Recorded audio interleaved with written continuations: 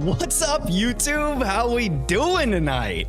It's Taco freaking Tuesday, y'all. It's Taco Tuesday. Welcome. How we doing? Kristen, how's it going tonight? Vader, welcome to the chat. Sir Ralph, thanks for dropping all the links in the chat tonight. Activate that bot, buddy. And Trelana, how we doing? How we doing, everybody? How is everyone today? Did I miss anyone? Trelana, Vader, Kristen's in the chat, Sir Ralph. We are good to go. How's everyone's Taco Tuesday? First and foremost. The Turtle, welcome. How we doing? How's everyone's Taco freaking Tuesday? What kind of tacos did you guys have today? Or what kind are you having for dinner? Or what have you? How good were they, baby?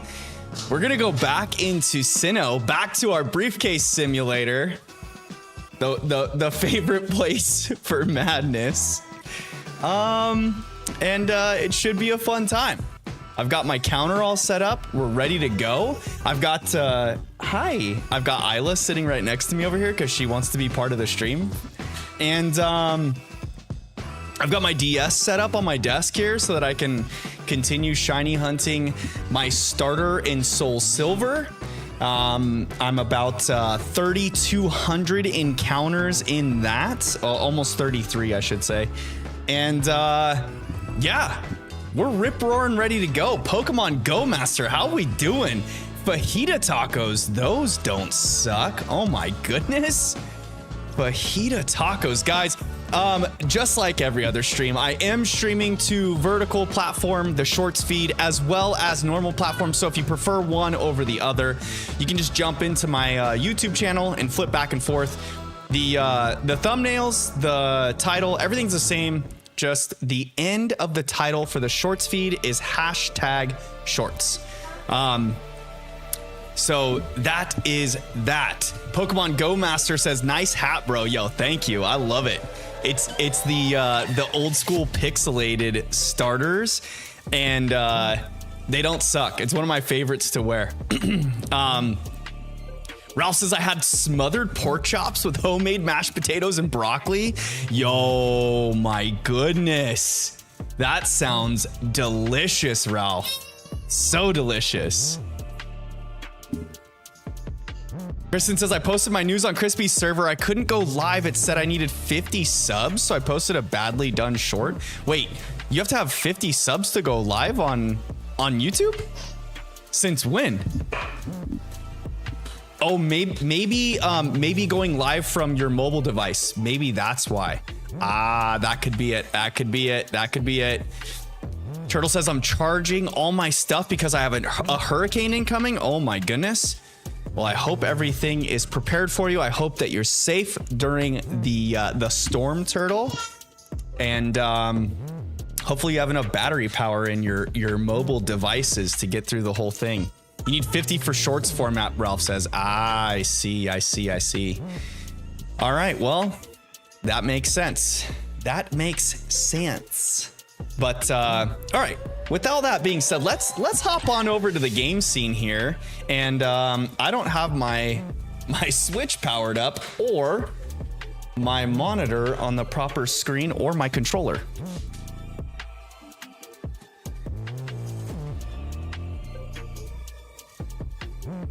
Shows how prepared I was for stream tonight. Goodness. Get yourself together, Casey. All right, we're good now. We are good to go. Jumping in the game so we can start this hunt some more.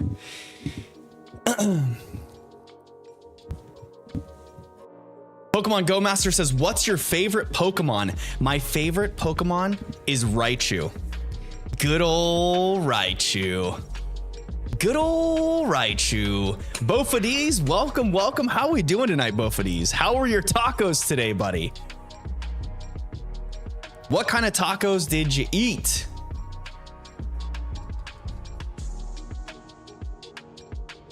Okay, now we can get into the stream.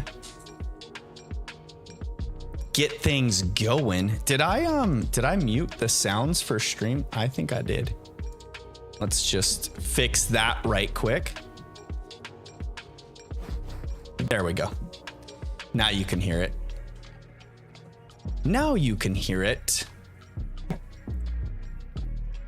Okay, we're good. We're good. We're good. Turtle's favorite Pokemon is Sceptile. Ooh, that's a good one. Sceptile is a good looking Pokemon, that's for sure. You can't hate on the Sceptile. Pokemon Go Master asks, what's my favorite shiny Pokemon? My favorite shiny Pokemon is Umbreon. Good old Umbreon. The sleekness like a fox. He's got the blue rings. You can't go wrong with a shiny Umbreon. It's kind of a subtle change, but it's enough to where it's like just chef's kiss, you know? You love to see it. You love to see it. Pokemon Go Master says, I hope you get a lot of shinies. I'm hopping off GG's. Yo, Pokemon Go Master, thanks for stopping by. I hope you have a great evening yourself, my friend. And thanks for the good luck. I hope I get the shiny tonight as well so I can start this playthrough of shiny fire types only through Sinnoh. That is the idea, y'all. That is the quest, the challenge that we are after. I did post to my Instagram page a new reel tonight, and I've got it scheduled to release on YouTube as well. So if you guys want a sneak peek or an updated peek, an early viewing, head on over to my Instagram page, check it out there. It's just a fun little blooper reel I made, nothing too crazy. Pokemon Go Master says, when will you be back on? I stream every Tuesday and every other Sunday. So I'll be live again a week from tonight, after tonight. I subbed too. Thank you so much. I appreciate the sub. Thank you, thank you, thank you. Hey guys, if you haven't already, please, as we start stream, drop a like on the stream. It does help with the YouTube algorithm, pushing the video out to the YouTube space, encouraging others to come in and join us, the fam bam, while we shiny hunt and do some fun Pokemon playthroughs.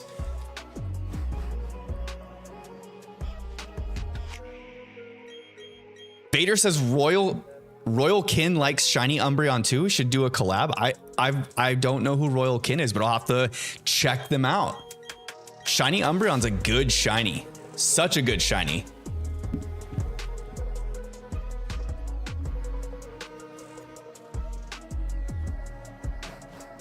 Turtle says, I've been trying to get all the megas, but also another version of them in Let's Go so they can actually mega evolve.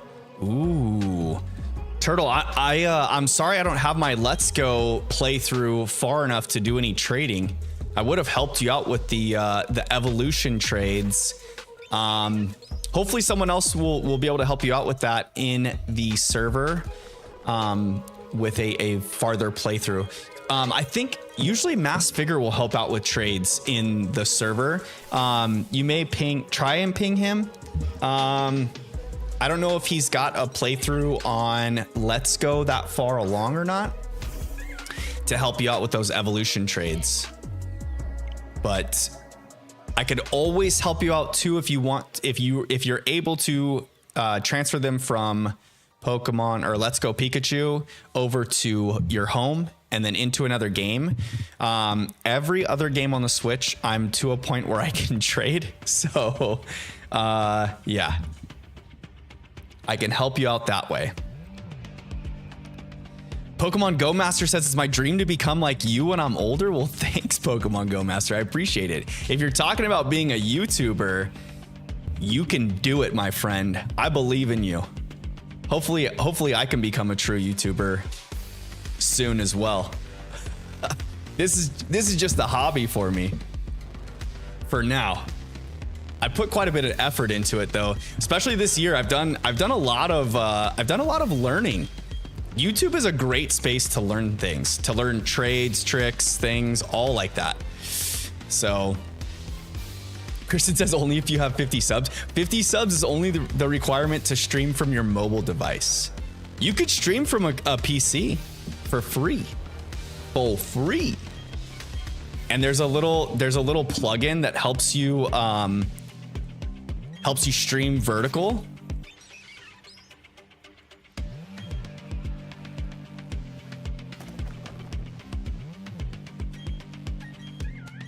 All right, Chimchar, be the pink guy we're looking for. Be the pink monkey. Please be the pink monkey. Nope. Oh, I want to at least make it to 1,700 encounters tonight. At least to 1,700, if not farther. I think we could do it. I know we can.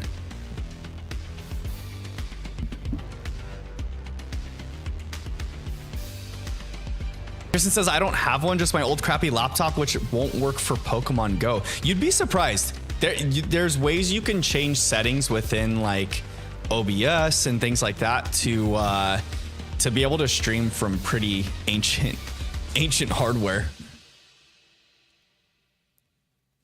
Have I gotten the shiny Starly yet? The turtle says, no, I have not. I'm hoping that I don't encounter the shiny Starly. I'm hoping that it's just when we get the shiny, it's the Chimchar and only the Chimchar, because that wouldn't be very fun. That'd be a drag. A major drag.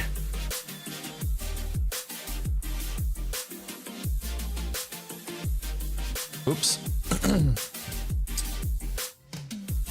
All right, let's go, Rowan. Leave me the shiny Chimchar. I know you want to. He definitely wants to. I can feel it.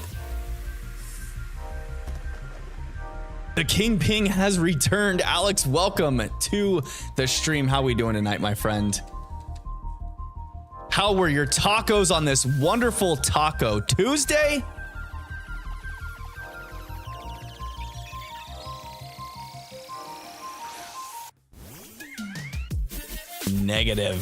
Negative Ghost Rider.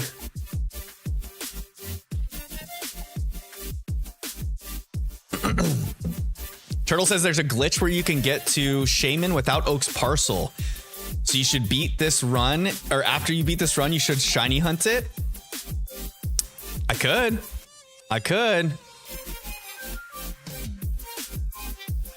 Pokemon Go Master says, gotta go to bed. Good night, everybody. Hey, Pokemon Go Master, you have a great evening. Enjoy your slumber, and I hope you have great dreams. Great dreams in your sleep. Alex is playing some Battle Cats. Ooh, I still haven't tried that game, Alex. I still have not. Have you streamed the game at all, Alex? I know you were talking about doing it before.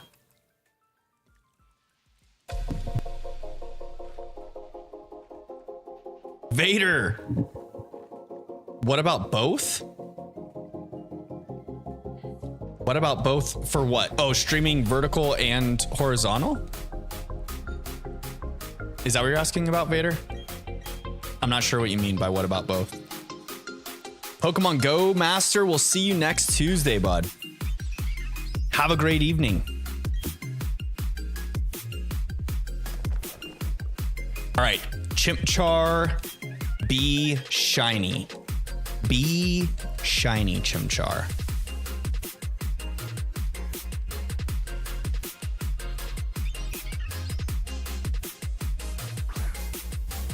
Nope, not pink. When this one's pink, I'm gonna feel so satisfied. It's gonna be one of the better shinies for sure. These resets are sending me into a deep anxiety. Oh, for shiny Chimchar and Starly at once, Vader says. Oh, yo, if I get shiny Chimchar and shiny Starly in the same round, That would be a freak incident. That'd be super cool, actually. I wonder, there's probably someone out there that has had that happen to them, but oh my goodness. The chances of that happening, to have two Pokemon on the screen at the same time shiny, full odds in this game. If you guys don't know, odds in this one is 1 in 4,096. And for two of them to happen at the same time, what would that be? I think you like multiply it by itself, right? For that to happen. That'd be insane. Odd bro, what's up? Welcome. Welcome, buddy. It's Taco freaking Tuesday, Odd bro. What kind of tacos did you have today? Turtle says I'm calling 1986 Shiny Starly and 3785 Chimchar. Yo, don't put that hate on me. Don't put that hate on me.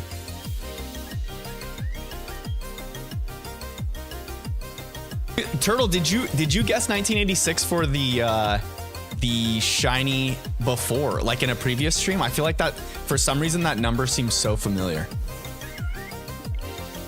Not the shiny monkey. Where are you, shiny monkey? Mystic 7 Jr. Who's Mystic 7? Spread some love and some to Casey. Thanks, Pokemon Go Master. I appreciate it. I actually did have tacos, Oddbro says. My grandmother made some at her house and I ate like 7 of them. Yes. Yo, when my little brother was still at home with my parents, he would like, when mom and dad would make tacos, he would challenge himself to eat as many tacos as like he possibly could. He would just like roll away from the table. It was a struggle for him. Turtle says it was 1386. That's what it was, 1386. I remember now. I remember now because it was a few streams ago I hit the number and I remember calling it out that you had guessed that. Oddbro says Mexican grandmothers stuff you full AF. Yo, it's just because they love you so much. The abuelas. Right.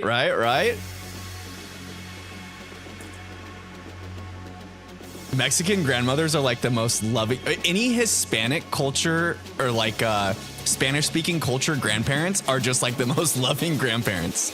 Besides maybe Indian. Now that I've experienced the Indian culture from Gina's family, I think the only rival to Spanish speaking culture grandparents love is Indian grandparent love or Indian family in general, like aunts, uncles, all of the above. Kristen says Italian grandmas do it too. Yes, they do. Actually, they totally do. You are 100% correct. Maybe it's just like those Romance language cultures, you know, like the French. Well, I don't know if the French are nice or not. I'm not familiar with that culture. I lived in Italy for a while, so I did experience that. I lived in Italy with a host when I was in college. I did a study abroad. And my host was like grandmother age, and she had a couple grandsons that came over and actually helped me learn to speak the language pretty good. That was always a fun time. But yeah, she was a super loving lady as well. Super loving lady as well. And I remember we would go on our afternoon strolls with my friend. Oh, what? The software crashed? Oh, hopefully that wasn't the shiny. We would go on our afternoon strolls though, and like with my friends, and you would see the Italian grandmothers in the streets with their grandchildren and their children, you know, whether it be their child-in-laws or their actual children, and they are super loving as well. Welcome back to the Briefcase Simulator. Nick says, welcome Gulf City Nick. How we doing tonight? How are your tacos on this wonderful Taco Tuesday, Nick? How's it going? French Canadians aren't friendly per se, but we are the reason why the Geneva Convention exists. Okay. So there's still some love there. Just maybe not as much as the Spanish speaking cultures or the Italian grandmas. I feel like Spanish speaking cultures though, it's not just the grandmas. Like I know men in Spanish speaking cultures seem to like come off very rigid, but when they become grandpas, abuelos, they're like teddy bears. They just become soft. It's like an instant softness.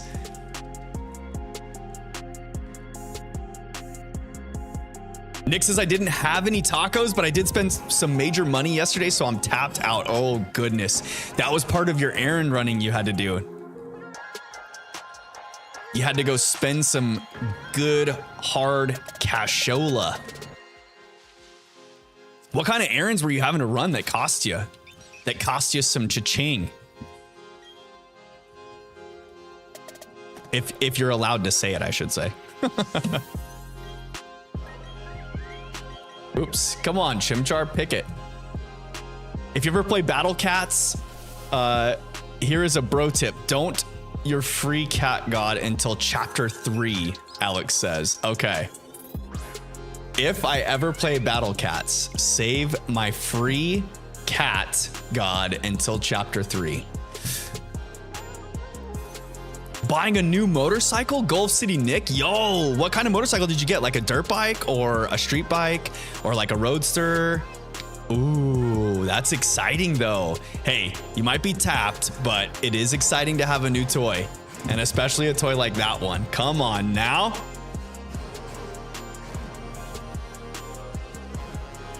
Kristen says I have to take Bear to the, what baby? I did, yeah. Kristen says I have to take Bear to the vet tomorrow and then we're done for a year.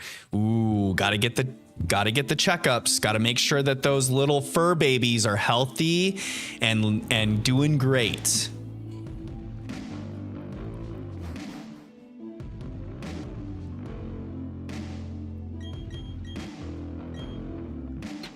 The vet is so expensive sometimes, Ralph says. It can be.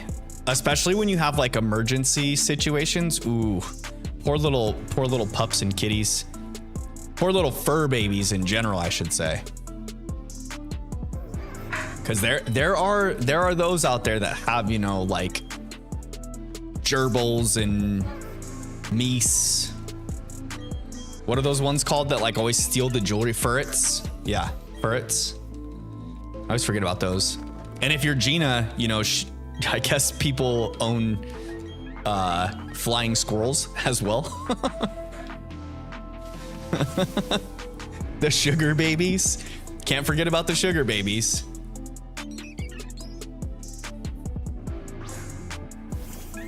We just got to refer to those pets as fur babies in general. Alex says chapter 3 moon is the last stage. Okay. So when I play Battle Cat, save my free cat god for chapter 3 moon, the last stage. Gulf City Nick says I got a 150cc scooter. Mostly it's a needed item as well. I have to drive 40 miles for jury duty. Ooh, 40 miles for jury duty sounds not fun. Not fun at all, but a 150cc scooter sounds super cool.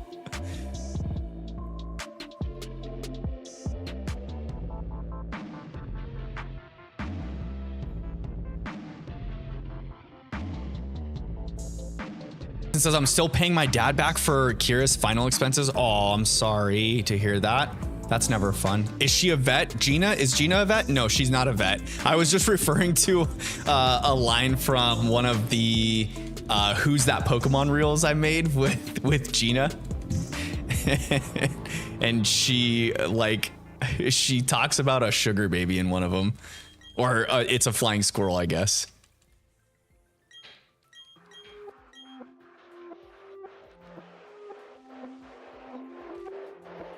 All right, Rowan. Leave me something good, Rowan. Let's see it. Come on, buddy. Professor Rowan, I know you want to leave me something good. Don't ya? Don't ya? Don't ya?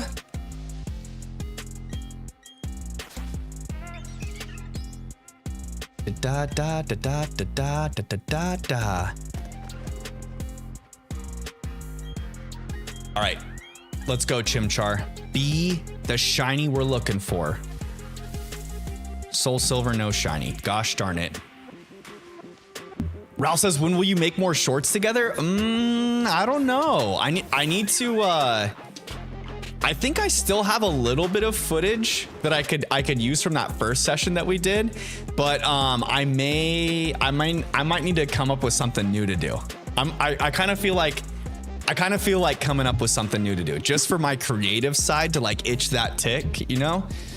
Logical Raptors fan, welcome to the stream. How we doing tonight, buddy? How were your tacos tonight, Logical Raptors fan, on this wonderful Taco Tuesday? Tonight's the night, you say?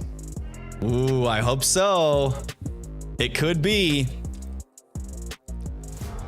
Gulf City Nix says it's easy to drive. It's an automatic transmission. Nice. You love to see it. So you don't have to worry about shifting gears at all. It does 58 miles per hour. Yo, on a little scooter? Give me some of that. Kristen with the sparkles and the fingers crossed. I need it. I need it. Hopefully we get it tonight. Hopefully tonight's the night. A shiny pink monkey. If I get the shiny pink monkey tonight, ooh, girl. We might be throwing controllers. We might be jumping hysterical.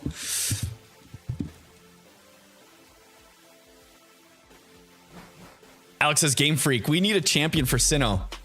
Man, a hot girl with a black cloak with blonde hair. Her name is Cynthia. Other people say better things, but they choose Cynthia. Yes, they do. The ultimate mommy from all Pokemon games. Good old Cynthia. Good old Cynthia. Oops. All right, shiny Chimchar, be the one. Turtle, welcome back. How are we doing?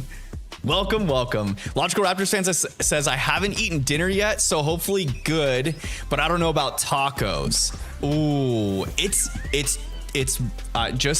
just to remind you, it is Taco Tuesday. It is Taco Tuesday, so take that how you will. Do have tacos or do not. Oddbro says, don't throw controllers, please. I probably won't throw a controller, to be honest, but yeah. Ralph says, have you ever thought about setting up Streamlabs for the gamble points? You can use them to bet if we think you'll get the shiny or not, and a bunch of other things. So I don't use Streamlabs. I use regular OBS, but there are plugins and stuff that I could add to do that same stuff. And I've thought about it. Honestly, like I feel like I don't know. What are your guys' thoughts on things like that? Like interactions with stream. The one thing I've noticed when I go into streams is like other streamers with these different interactive things, you'll have like a handful of people actually using it, and then the rest don't really interact with those activities, and it tends to like clutter the scene, I would say. Like I've seen people do those battle royales, you know, where like you can pick different figures or characters, like people will do Pokemon, for instance, right? And along the bottom of the OBS scene, so like you as viewers would see it all along the bottom of your screen, it would just drop in like a bunch of random Pokemon with like each viewer's name over the top of it, and it pulls viewers from the stream, and it does like a simulated battle royale, just like you would see in like, you know, like what happens in Fortnite or Call of Duty Warzone, things like that. And so for instance, like with that example, sometimes people will like cheer, or it'll give the winner, you know, channel points or something like that. But it doesn't seem like very many people, like a small percentage of the viewers interact with it, compared to it like clogging the stream. I don't know that it's completely worth it.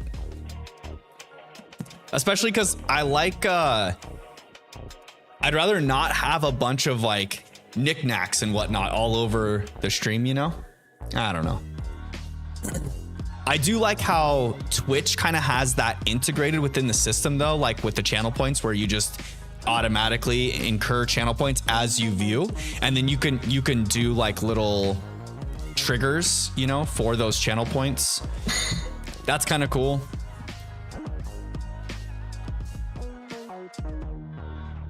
Kristen says, I can't wait till I get paid again. I always plan out my errand day to get something delicious. Yo, you love it. You love it. What's your favorite meal to get when you're out running errands?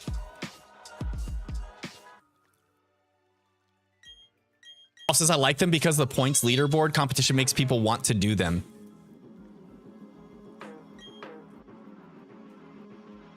Isla's sneaking up on me.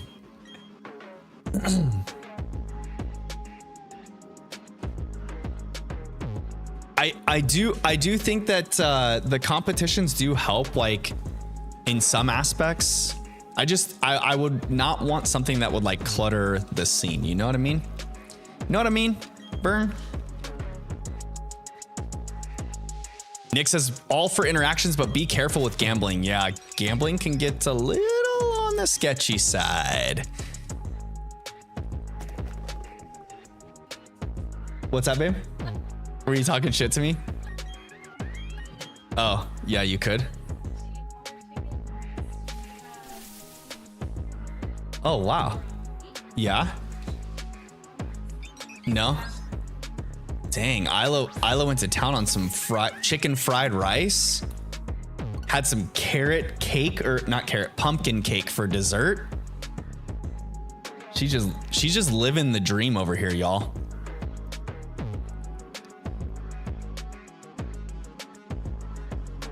Also says, I can understand what you mean. You could always turn it back off on days where the chat is really active. Yeah, you can.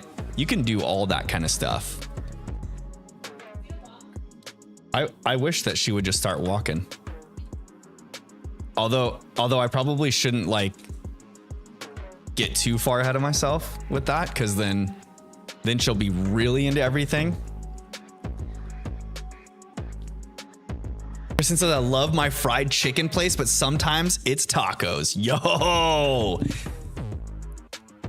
a fan of good taste right there.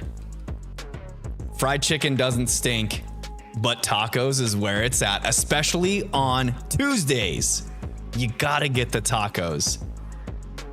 Gulf City Nick says, rent for my phone bill as well, then back to not spending. Yeah, you gotta stash that cash.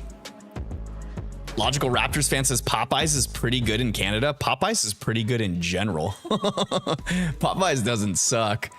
Especially they have like that Cajun dipping sauce. Oh my goodness. It's like a Cajun ranch, I think. That's my go-to when I go to Popeyes. Oddbro says, I love chicken fried rice. So does Isla. And so do I. Chicken fried rice is good stuff. Good stuff, Maynard. Gina and I got Thai food last night for dinner. So Isla was eating like her leftover chicken fried rice from Thai food last night. I, of course, got the ever traditional chicken pad Thai. And I always get it spicy because it's amazing. And Gina got her basil chicken. Oh, Thai basil with chicken. I'm sorry. You gotta say the name right when you go to a Thai place. Bamboo, bell peppers, and onions, if you're unaware. Thai food is so good. One of the tops for sure. One of the tops when it comes to food. Logical Raptors fan says shrimp fried rice is OP. Yo, shrimp fried rice is good too.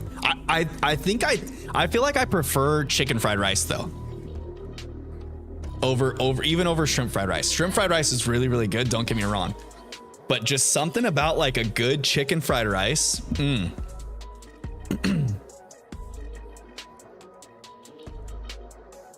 Kristen says Popeyes here is so bad. What? You have a bad Popeyes? Oh man, that's not fun. If you get a good Popeyes, oh my goodness. It's pretty up there when it comes to chicken places. I'm a huge fan of Cane's myself, just because, you know, the Cane sauce, the dipping sauce. Cane sauce is like crack. It's so good. You just dip everything in it. I love the meme where it's the 4-picture meme, and like you just what to dip in your cane sauce. It's like chicken, fries, the bread, the Texas toast that they serve, and then the box that it all comes in. Oh my goodness. City Nick says except for their biscuits, those are sand. The biscuits at Popeyes, is that what you're talking about?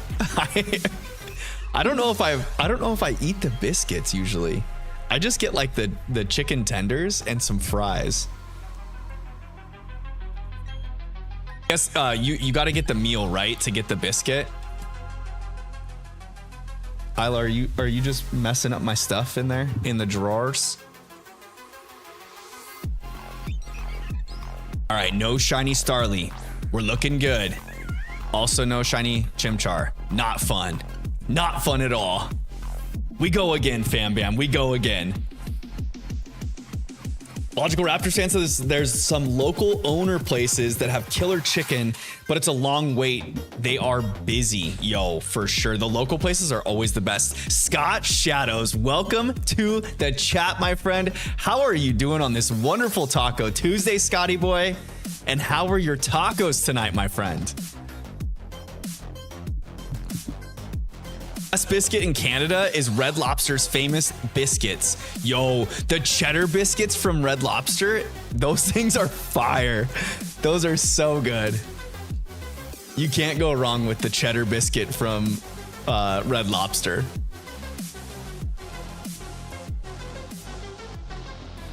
Gotti, I miss you, dude. I miss you too, my friend. I'm glad you stopped into chat tonight. Thanks for stopping in. I love to see you here. Y'all, if you don't already know, I think Scotty's been in a couple streams before, but if you don't know, Scott Shadows is a IRL friend of mine. I went to high school with him. He's such a good dude. Such a good person. Everyone say hi to him. Drop some sparkles in the chat for Mr. Scott Shadows, please and thank you.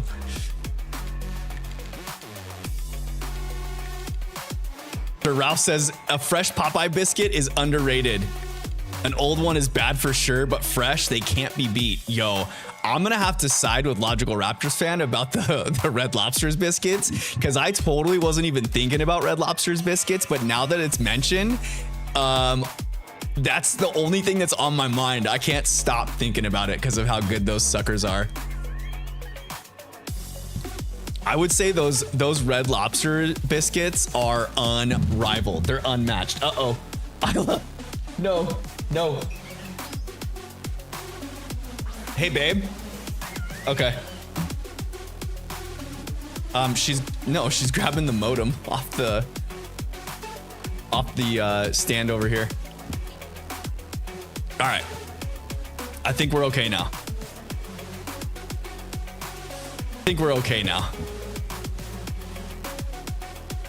Scott says, I haven't had tacos yet, but the night is still young. Yes, it is. There's still time for the delicious tacos. And it's Tuesday. You have to have tacos on Tuesday. Oh my goodness. Come on, loading screen.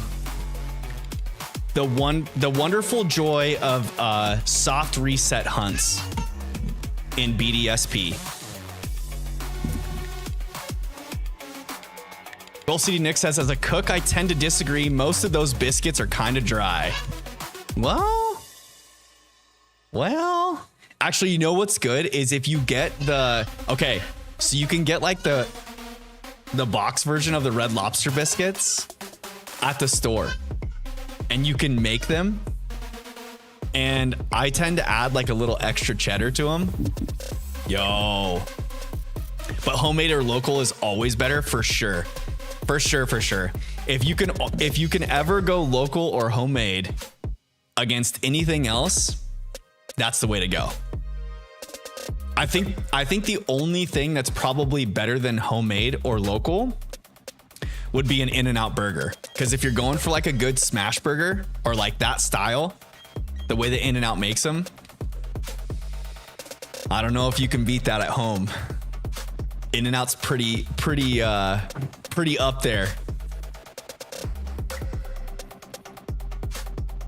Vader says, have you heard of Gorillas? Like the band or the music group? The Gorillas? Is that what you're asking about, Vader?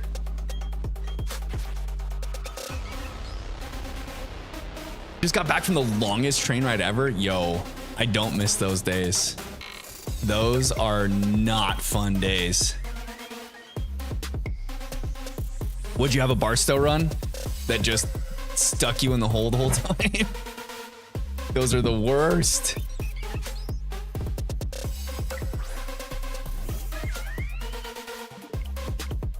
Turtle says my night is old. It's 10-11 for me. 10-11? Ooh, East Coaster.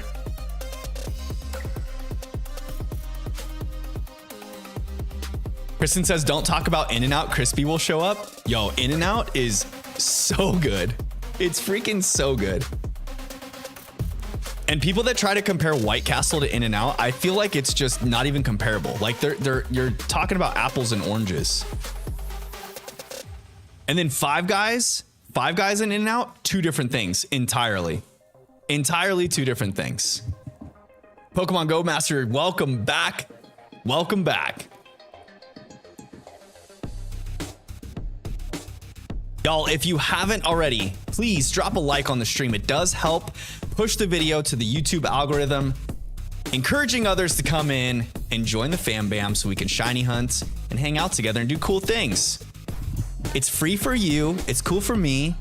Takes 2 seconds. Just hit the thumbs up on the bottom of your screen. And it helps with algorithm stuff, because we all know how that works. Pokemon Ghost Master says, do you like Raising Cane's? I was just talking about the sauce from Raising Cane's and how good it is. I do like Raising Cane's. McDonald's came out with McCrocs. I'm gonna have to be frank with y'all. I think Crocs suck. I haven't worn a pair of Crocs, and I know like the argument for them, at least from what my brother says, is that they're like the most comfortable things to wear, but you will never catch me dead in a pair of Crocs. Those things are so hideous. Those are the most hideous pair of shoes you could wear. I'm just gonna throw it out there, and you can hate me for it all you want, but I can't get on board. I can't get on board with the Crocs.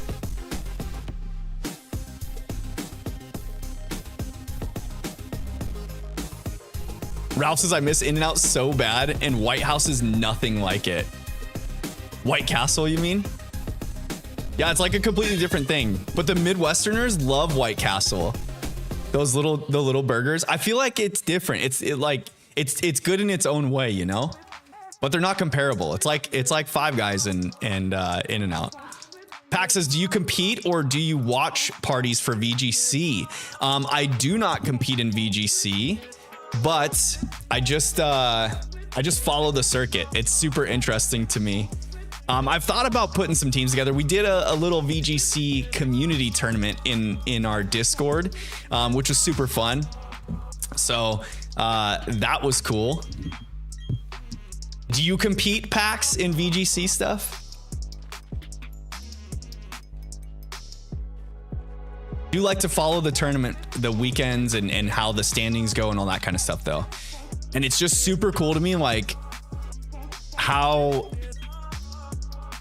like how do I explain it? Like in the moment, those players that continually top the tournaments, they're their decision making in those moments is so cool. It's so good.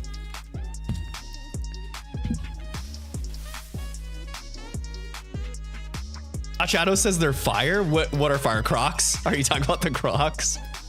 Oh man, you can't like Crocs, Scott.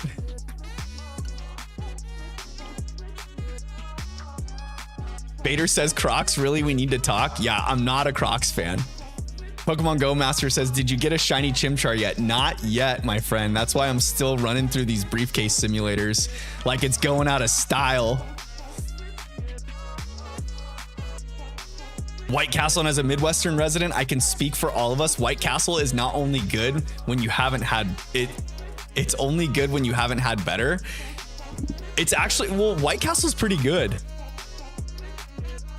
Oh, Pax, you deleted your message. I was just gonna get to reading it. Logical Raptors fan says toasted hamburger buns are OP for sure. Anytime we make hamburgers at home, you gotta toast the buns. If you don't toast the buns, you're doing something wrong. Pokemon Go Master says, I hope you get shiny luck. Spam Clovers in the chat, everyone. Thank you for the spam. Don't spam too much though, because I don't want the chat bot to ban you or to pause you.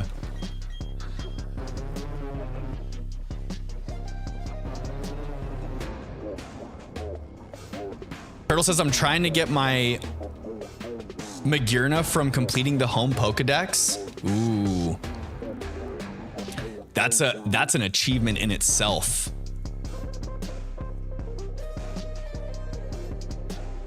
Kristen says, they close our Red Robin though, and I like their fries. Red Robin, yum.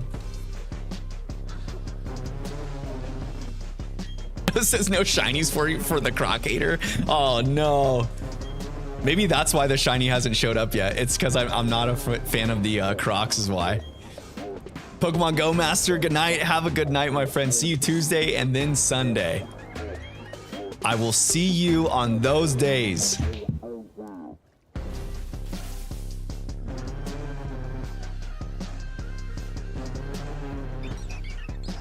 Wolf City Nick says McDonald's is honestly not good. It's mostly oil, sadly. It's mostly oil. It's like those videos that surfaced of the chicken nuggets being like it's like pink sludge or whatever. It's a little disturbing when you're eating pink sludge nuggets. It doesn't sit well.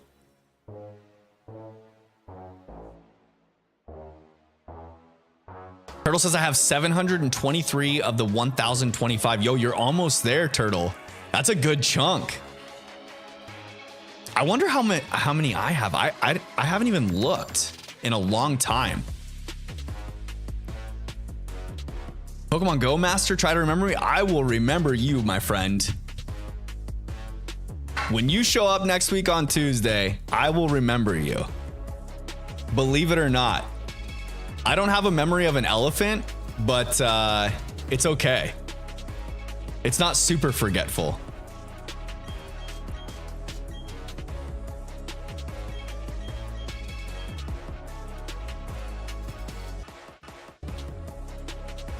Vader says I got an Ultra Ball. What, you just like found a random one? Or you mean like a real life Ultra Ball?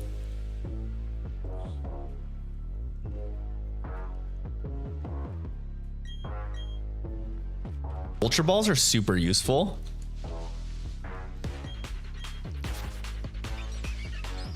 What's everyone's favorite Pokeball design wise?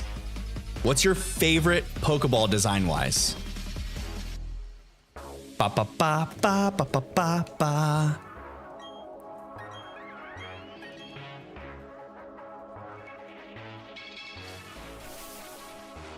Logical Raptors fan says I have a Pokemon Go cheat and I went and caught the region locked Pokemon. the spoofing or whatever they're called. I think Kristen and Ralph were talking about that in the last stream about the Pokemon Go spoofs or the like apps that you can get that allow you to walk around without moving.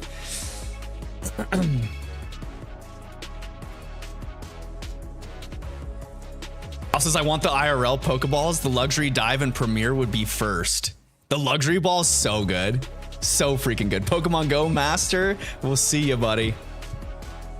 Pokemon Go Master says good night to everyone. What's the black and red one? The luxury ball with the gold rim. That one's so good.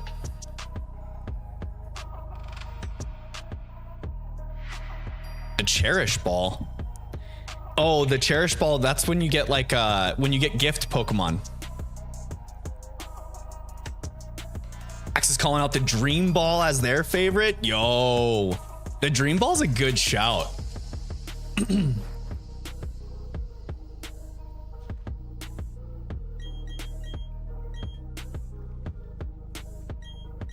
The dream ball is the black and blue one with the moon on it, right?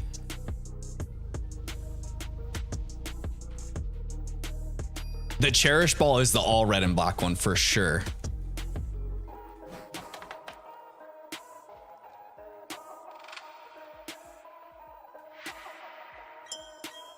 Which one's the Pokeball that has like the white bottom with the black and blue top and the moon on it? That's not the dream ball because I think the dream ball is the pink one with a moon on it, right? And then the black and blue one is just the moon ball, right? And it can catch Pokemon that evolve from the moonstone better. Pax says that's the moon. Yeah, that's the moon ball. Okay. Right. The dream ball is the pink one that has the moon on it. And then the moon ball is the black and blue one with the moon on it.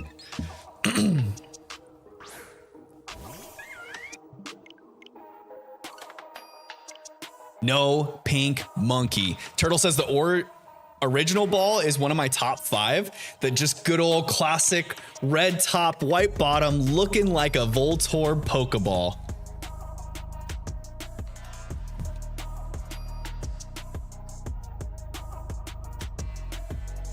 I'm thinking of the red and black stripes with yellow circle. Red and black stripes with a yellow circle? The level ball? The level ball is yellow and black with like a V on it, a red V on it. It's supposed to be the less than sign. The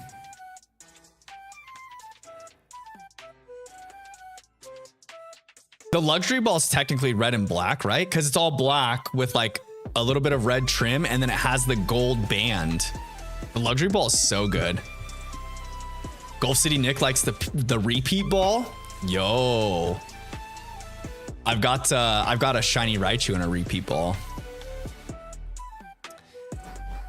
Was the one. The fastball is pretty cool too, with the lightning bolt on it. It's like the Harry Potter ball. Do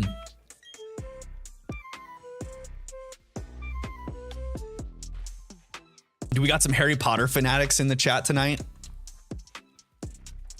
If you were sorted by the sorting hat, which house would you get sorted to?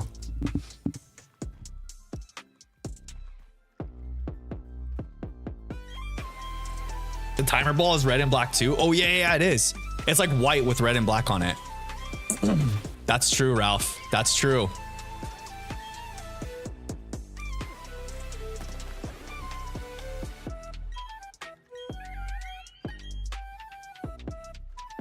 City Nick says I would get sorted to Azkaban. I haven't heard that one before, but that's pretty good. That's a pretty good one. Max says God hates me, so probably Hufflepuff. Hey, Hufflepuff has some good qualities. Cedric Diggory was in Hufflepuff. Cedric Diggory is one of my favorite characters from Harry Potter. Kristen says Gryffindor. Duh, yo, you and me both, Kristen. You and me both. Ralph says I'd be House Gryffindor or Slytherin. Ooh, a true Potter fan right there. Logical Raptors fanatic says probably Ravenclaw. I think if Gina were to get sorted, she would get sorted to Ravenclaw or Hufflepuff. Yeah, she would be Ravenclaw or Hufflepuff. She's saying ew. She says that she's Gryffindor. I guess Gina doesn't like Hufflepuff either. You guys probably can't hear her in the background, but she's squirming about it. Kristen says I was thinking of the luxury ball. Okay, yeah, that's what I thought. It's got it's all black with some red trim, and then it has the gold band in the middle. Kristen says I'd end up being Myrtle, moaning Myrtle. Pax says Newt is the GOAT. Yo, I love Newt Scamander. He's such a good character. Such a good character.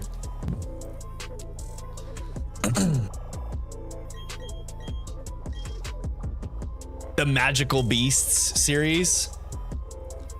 I finally watched all 3 of those movies probably a month ago now. Gina and I kind of binged them in a couple days. We had already, when her and I first started dating, we watched the first 2 Magical Beast movies.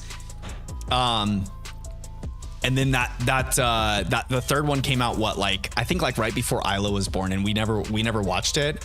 And then now it's out on streaming service, and we watched all 3 of them back to back to back within probably a week's time, I think. Turtle says I'd be the kid with the red hair. Which one? One of the Weasley kids? All of the Weasleys have fire red hair and freckles. The Weasleys are such a good family of wizards. Such a good family of wizards. Ron Weasley. When I was in high school, there was this stupid YouTube video spoof that was a Harry Potter song. Logical Raptor says Beast isn't Harry Potter though. Where's Harry? It happens before Harry, I think. I think it's a prequel, because it's the backstory behind how Dumbledore kind of rises to fame. Hand-me-down robes must be a Weasley. Yes. A classic Potter line. Through and through.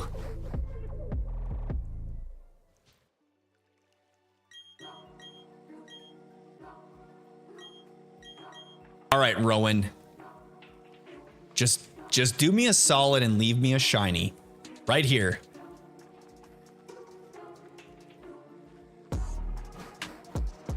Says which streaming services are they on? I think they're on Max.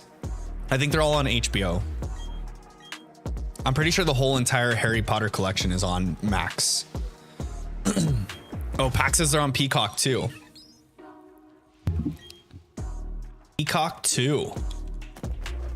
I feel like Peacock's a pretty good streaming service. That's one that I don't have, but I always hear odd things that are on it. What was the baby dragon's name? The baby dragon's name. Oh, are you talking about the baby dragon that Hagrid gets? Oh, what was his name? He gets a baby dragon in the first movie, or book, I should say.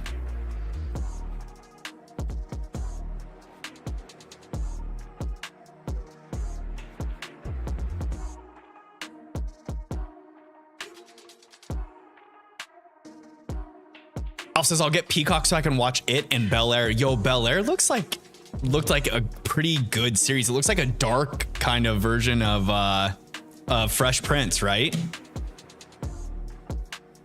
Did that show release already? I remember seeing previews for it a while back, and I never I never kept up with it. LCD Nick says I don't have any streaming apps, but that's fine. Yo, you don't need them. They're just a money suck. I do like having Paramount Plus though, because that's my way of watching all of the Italian Serie A matches. Kristen says Norbit. That's right. That's the baby dragon's name. Norbit.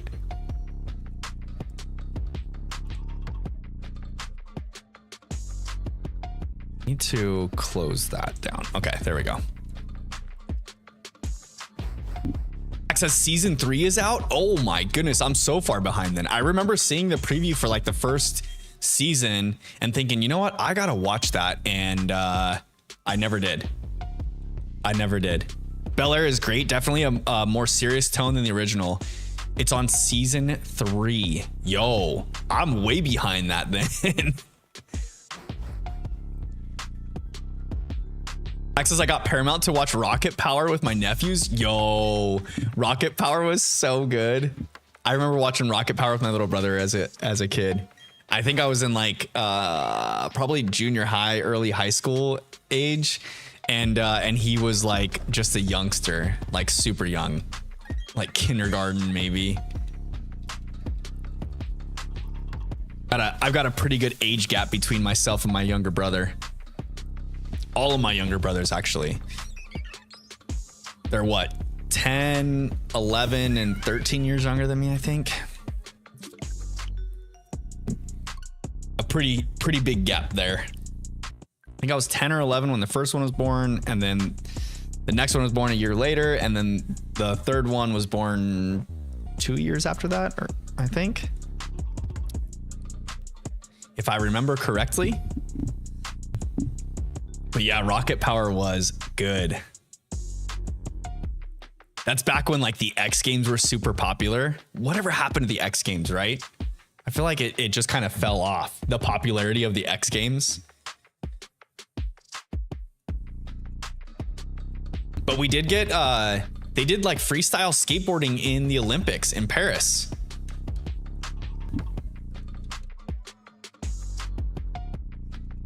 Kristen says I have a brother that's 4 years older, a sister 8 years older, and another sister 16 years older. Yo, those are some pretty big age gaps there.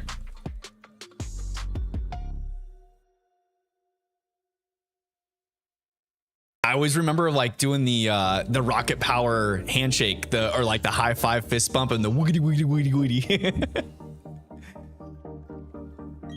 The good times. The good Rocket Power times. Come on, Rowan and Dawn, get out of here already and leave me a shiny pink monkey.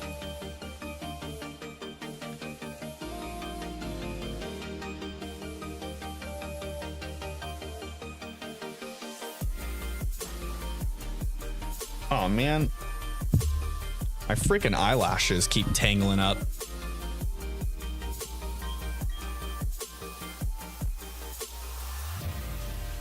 All right, is this gonna be the one? 1637 here.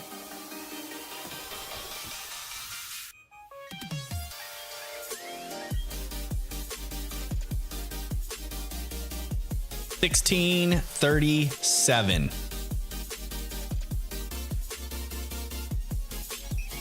Let's go. No shiny Starly. No shiny Chimchar. On to the next one we go. Oh.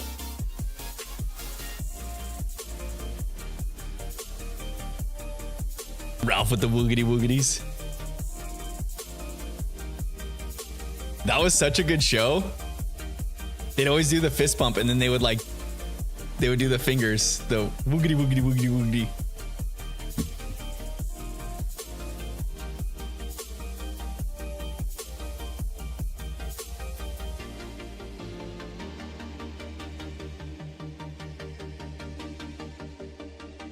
Since speaking of Harry Potter, I named my Pommo's last evolution Dudley. Dudley Dursley. That's a good name for Pommo. Pomot, I mean. Pomot is the final evolution. I like the Pommy line. I think the Pommy line's pretty sweet. I mean, I probably have some bias, you know, being that I am a Raichu fan and all.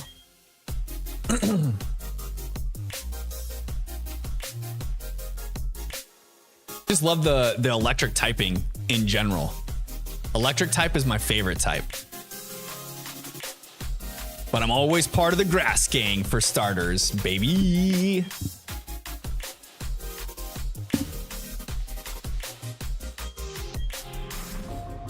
All right, come on now. Throw me the shiny.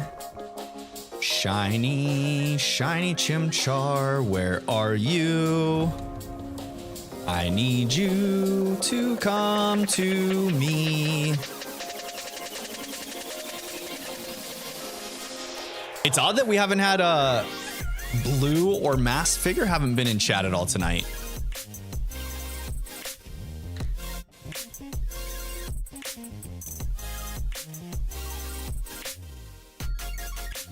Usually they're always around.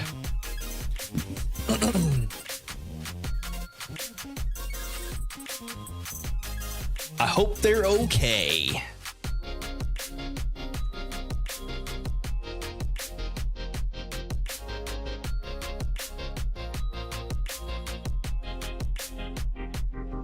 Okay, let's do this.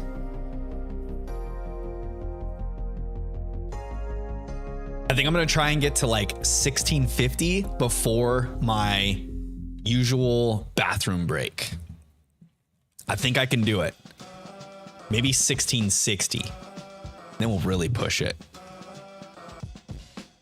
I'd like to get to 1700 tonight, but I don't know if I'm gonna be able to make it that far. I don't feel like I've been very on top of the briefcase rotation tonight. My A button mashing has been a little off.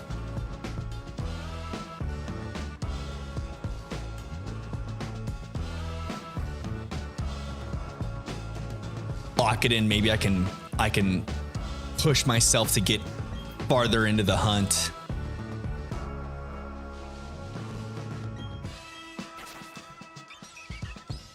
Says you're going way faster than me. Am I really? Okay. Well, that's good. I guess I'm keeping on a decent pace then.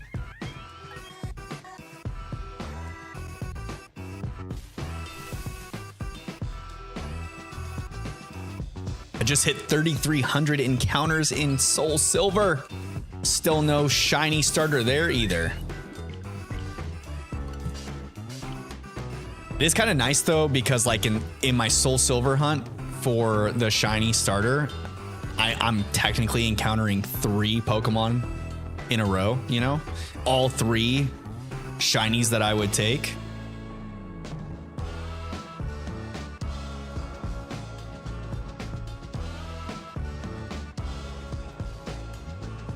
From generation, it's like I'm doing generation 4, you know?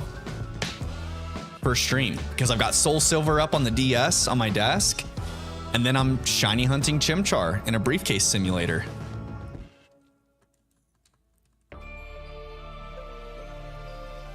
What's y'all's favorite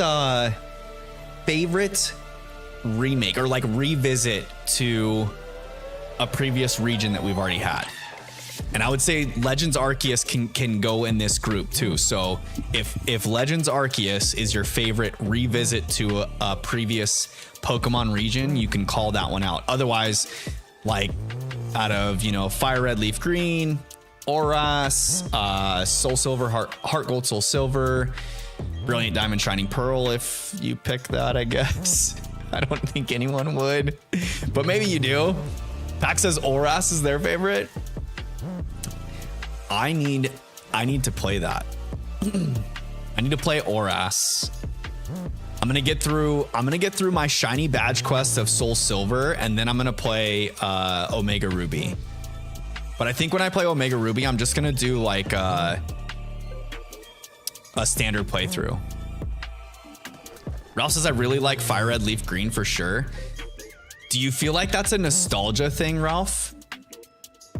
Because I felt that way about Fire Red and Leaf Green for a while. But recently I went back and played through some of that game. I think I'm to like the Rocket Lair in that game. And And playing it again, I haven't played it in probably, I hadn't played Fire Red and Leaf Green since probably college.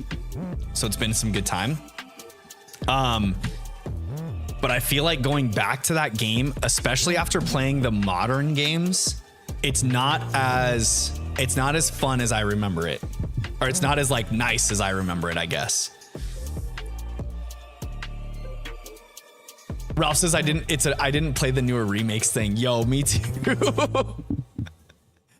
Me too. I only played Fire Red Leaf Green, and then obviously I played Brilliant Diamond Shining Pearl. But I didn't play Oras or Heart Gold Soul Silver. Axe says me as a kid dealing with overworld poison. Yo, for real. That was so anxiety inducing. I remember my first playthrough of Pokemon Blue, and I hated when my Pokemon would get poisoned. Especially like when you're playing the beginning of the game through Viridian Forest.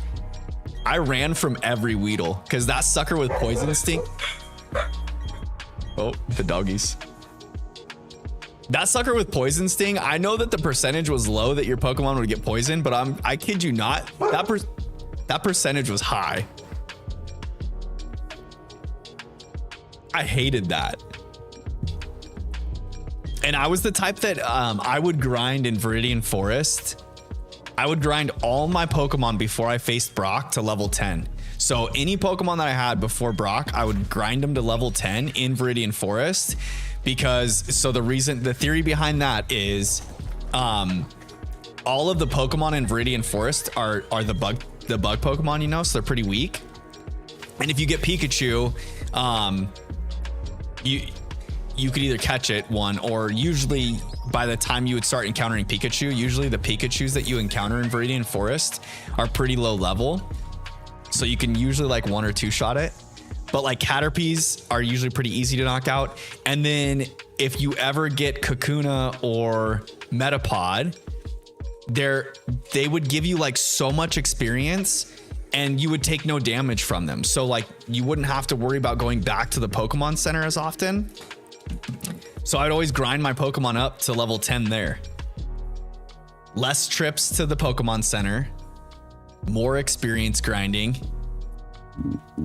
But yeah, that overworld poison, man, I'll tell you what, I hated Weedle for that reason. I don't think I even knew what Beedrill was for the longest time, just because I hated Weedle so much.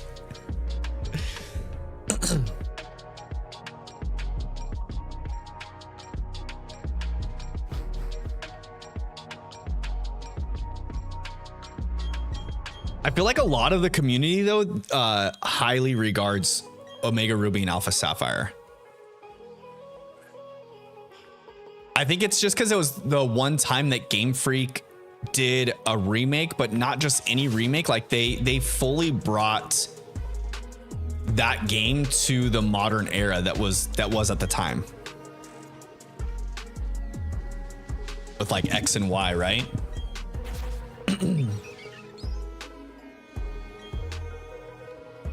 All the game mechanics, all of the quality of life changes to the Pokedex, everything.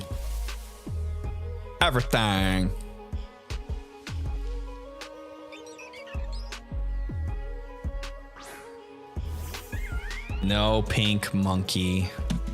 Darn it. On we go.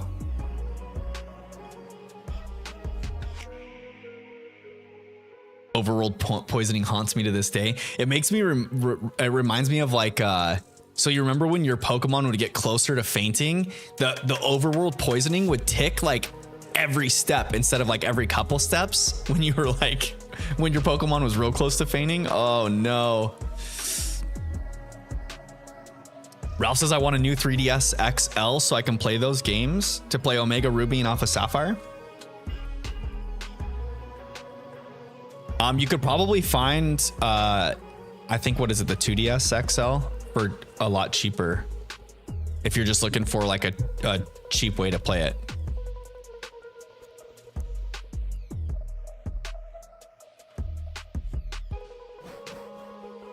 Says anxiety. I remember that for sure. Yeah. As your Pokemon got lower in health with the poisoning, and every poison tick, usually it would be like every third step, I think it was, right? And then as your Pokemon got to like less than 10% health, it's like every step. It's like bugga, bugga, bugga, bugga, bugga, bugga, bugga. Oh man. And the whole screen would blink. You're just chugging to the Pokemon Center. It always reminded me of like Ash taking Pikachu to the Pokemon Center from the first couple episodes of the anime.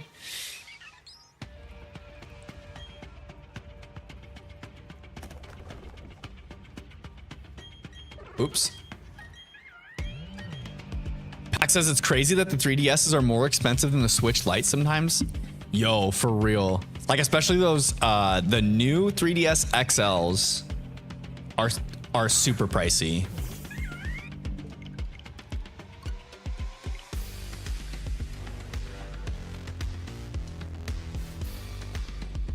They probably cost more online as like buying a used one than they were brand new.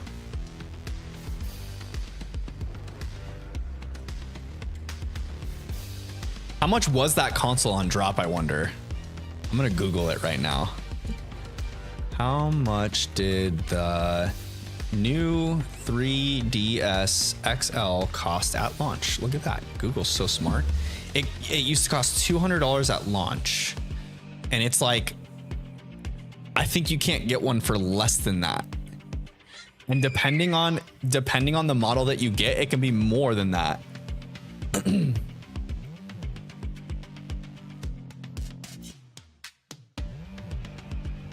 Ralph says, I want the 3DX because once my life settles, I plan to start streaming. Oh, nice. Oh, so you want the new 3DS XL so that you can send it off to gosh dang it, what's the dude that made there's a mod that he made that allows you to put a capture card on it's a capture card mod for the 3DS. What is his name? I can't think of it right now. But anyways, if you have a new 3DS XL, you can ship it off to this guy in the States that will add his modified capture card to your 3DS. Access with no one online though, it still kills me for real. Especially because that's the crazy thing, right? You would think that with the store closure that those prices would have dropped, but they didn't. They just held strong the whole time. I think too because so many people mod those devices.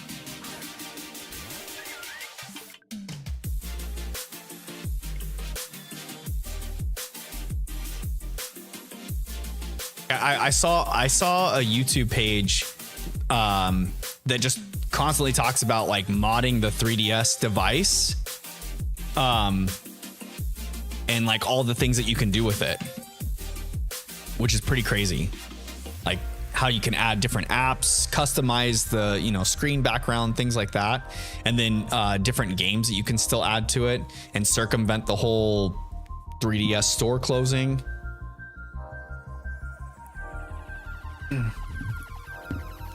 Vader, welcome back. I need one more gym. One more gym, baby. The final gym. You're doing Brilliant Diamond, right? Or Shining Pearl? Remind me again, Vader, which one you're playing.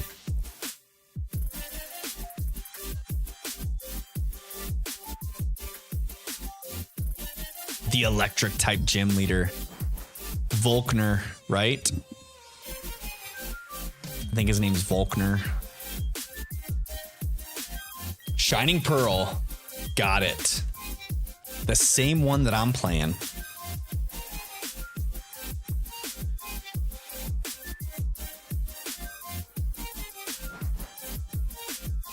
Did y'all ever hunt in the friend safaris? In the 3DS era?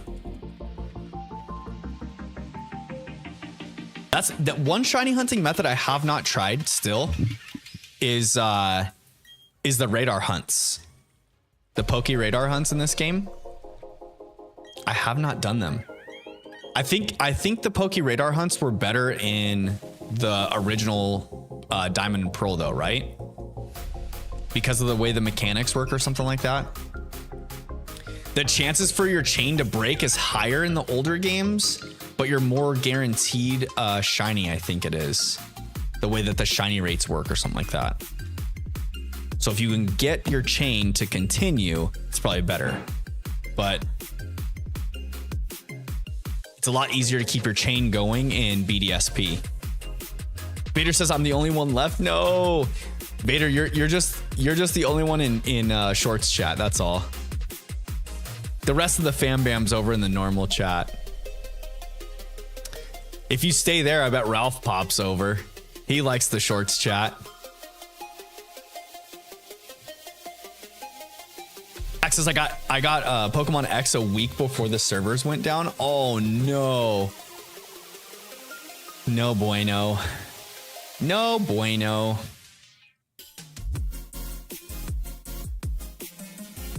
That's one shiny hunting method that you won't be able to do again, sadly.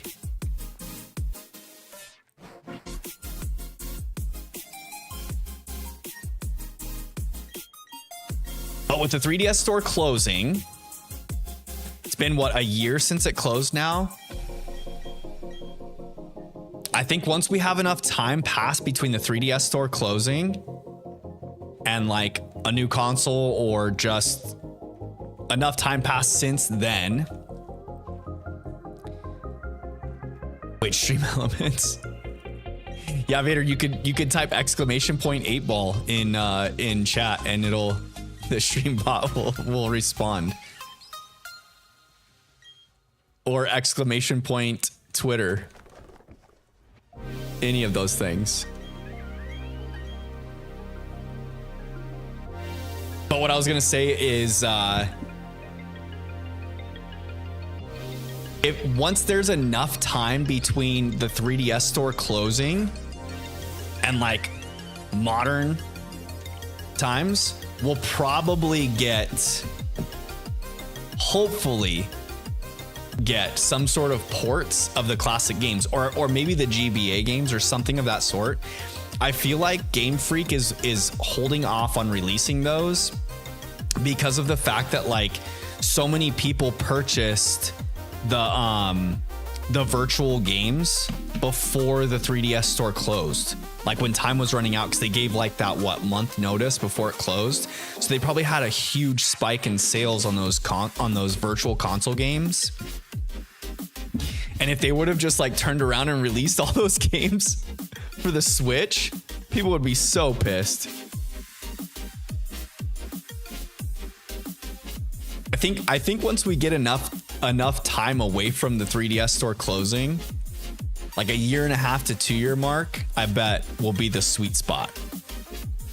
It'll be enough time from the 3DS store closing that if they were to release ports of those classic games again, like for purchase on the Switch Online, people won't be like as upset about it, and more people will be willing to either buy them again or buy them for the first time on the Switch.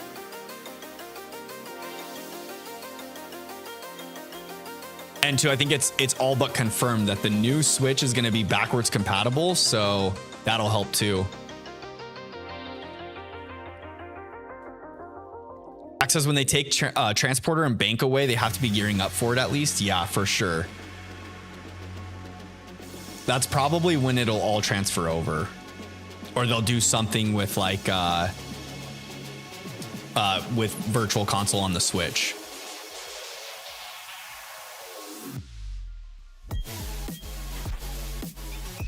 All right, let's see it, Rowan. Let's see the shiny Chimchar this time. Give it to me, baby.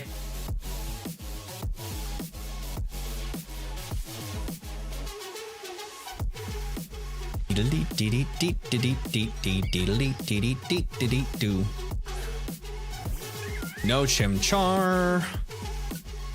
On we roll.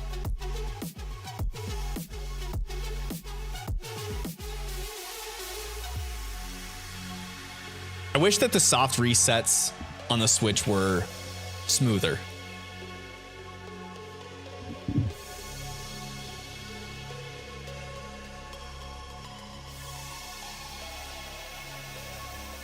I wish it wasn't so clunky.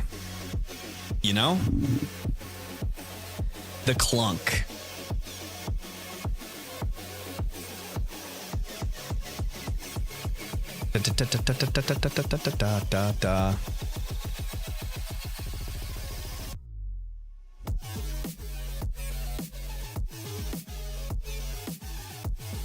That's the same? Yeah, for real. I feel like even like a shiny hunting, this exact same shiny hunt on Diamond or Pearl on a DS console would probably be better than the Switch console, because the reset I feel like is so much quicker.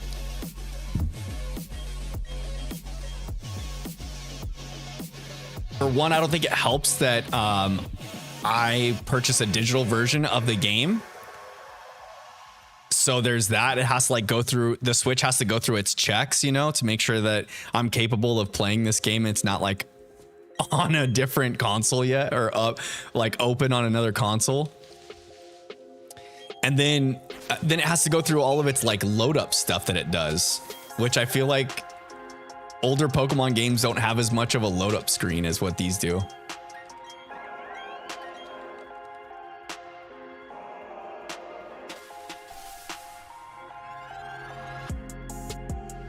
Says I've been switching between Chimchar and Brilliant Diamond and Tepig on Black 2, and it's so much faster on the 3DS.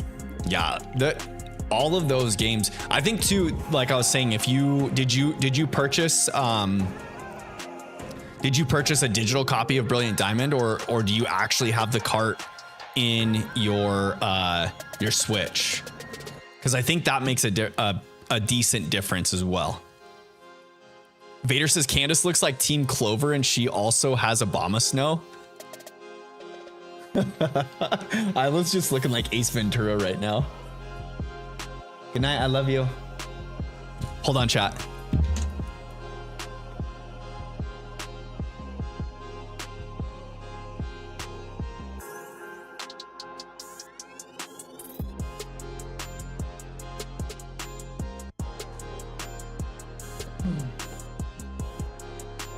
All right, had to give baby Isla her good night kiss before she goes to sleepy. Pax, you're playing on a cartridge. Do you notice that the load in time for your game's quicker than mine at all? When you go back to the home screen, cancel the software and then reload it.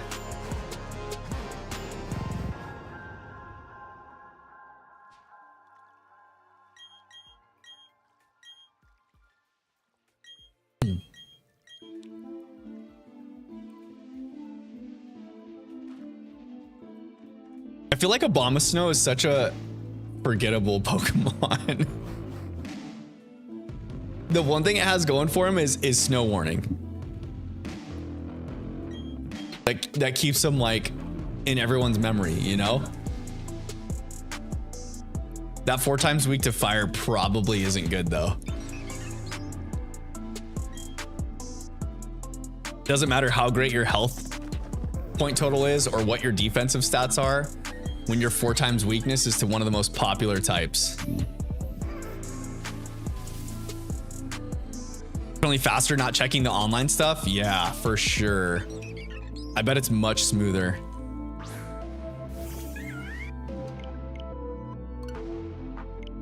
I should have just bought a physical game. The thing is I got my copy of Shining Pearl, I think on release day. And I didn't want to like drive down to the store, so I just bought it on the Switch Online store because it was easier. But I kind of regret it because I like having the physical cartridges now. Vader says too true about Abomasnow. It's so sad. That poor guy. I like having the physical cartridges though now, so like I can keep it in my collection, you know? Like this kind of stuff.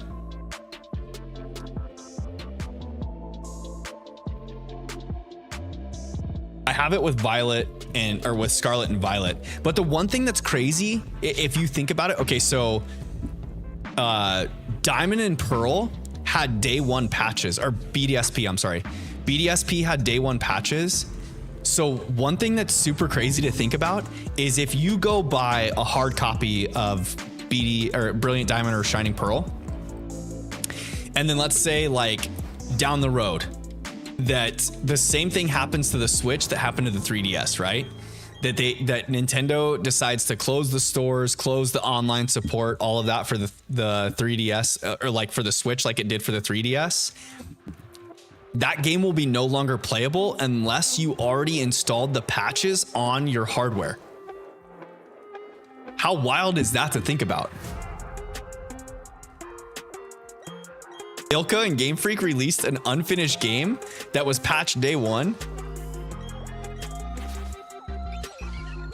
I don't know that that'll ever happen. I feel like Nintendo probably has intentions to just keep the Switch and its whatever successor. I think that the Switch like online store, the Nintendo store, is set up to move into the future with whatever consoles that they bring in, because it's based off of like a Nintendo account now. It's not just like a 3DS account or whatever console at the time's account, you know? It's like a full-blown Nintendo account. Vader says, bro, what? Yeah, it's crazy to think about that. Brilliant Diamond and Shining Pearl had a day one patch. The games were released physical, unfinished, knowing, so like they weren't finished with the game. They had already packaged everything, sent it out to distributors, got it all ready to go into the stores, and then just pre-planned that they were releasing a digital patch day one for the game. The day that the game releases, it's a patch, so that your software, as soon as you put the cartridge in, it just knows to connect to the internet and download the patch. But if Nintendo ever closes the Switch online store or denies access to the internet for the Switch, and you have a physical cartridge of that game, no good. Unless your hardware already has the patch installed.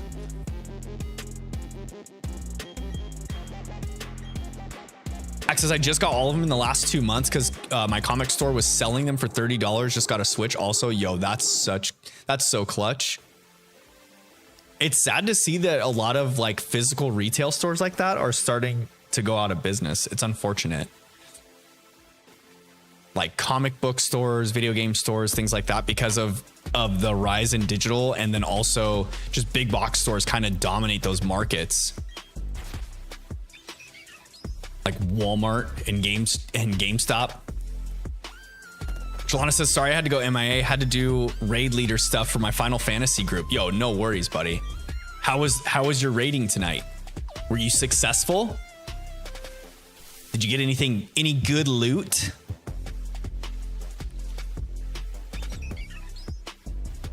Any good loot in tonight's raid? Vader says, I got sent to Canalave City and I'm trying to defeat the ice gym. Just take a fire type Pokemon in there. Except for against Paloswine or Mamoswine.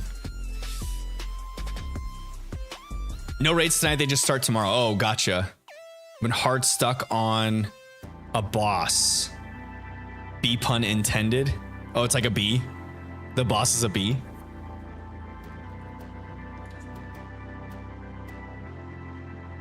Talking about that is such a beautiful game.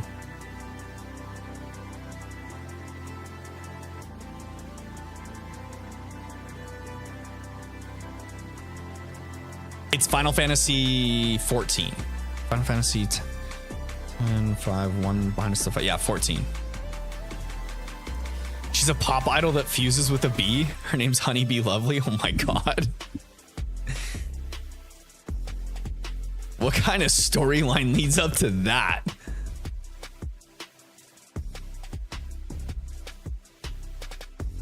Final Fantasy 14 online. Yeah, that game is so beautiful. Her music is amazing. Well, that's good. Is it all obtainable in game?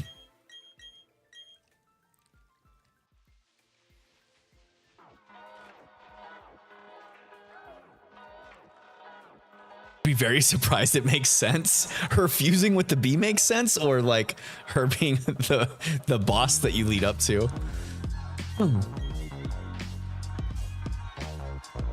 Access Final Fantasy is so amazing. It's such there's so many fans to go behind Final Fantasy. It has such good fan backing. Oh, Vader does have to go across the whole map. That's why you're mad. Ah, I see. I see. To answer both questions, yes, Lana says. Okay. Easy enough.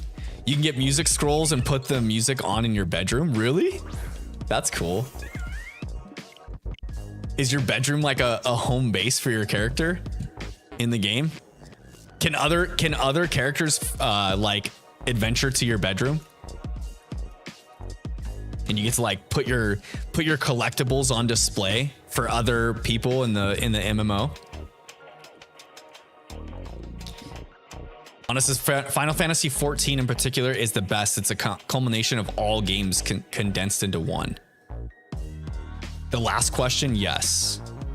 The last question, which one was my last question? You can buy a house or an apartment bedroom. Ah, I gotcha. Okay, and then other characters or other players can go visit your home.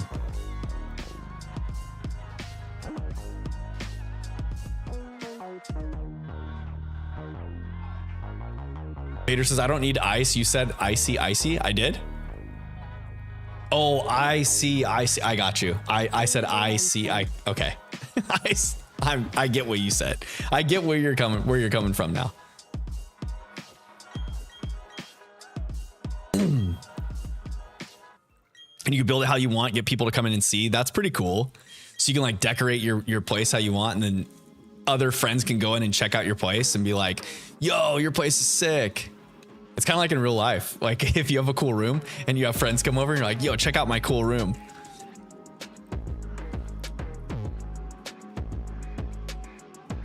People have actually modeled their dream homes for real life in Final Fantasy 14. No shot. No shot. Lana says, I forgot your second question. Don't worry about it. I think I forgot it too.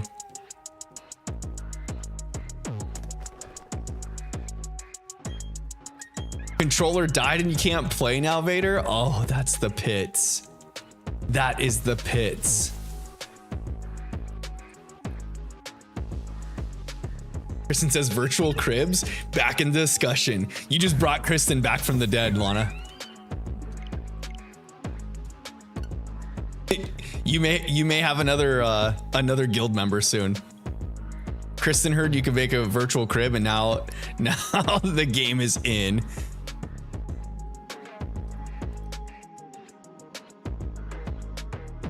That's the pits. Yeah, for real. Controller dies. That is not fun.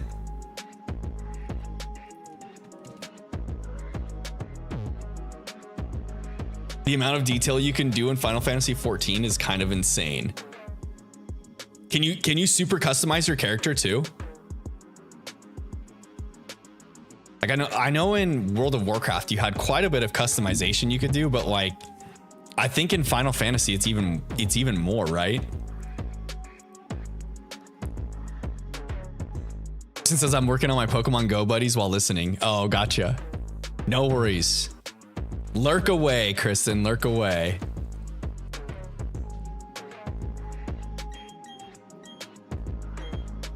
You need a ton of in-game money to get rolling, but you can do it.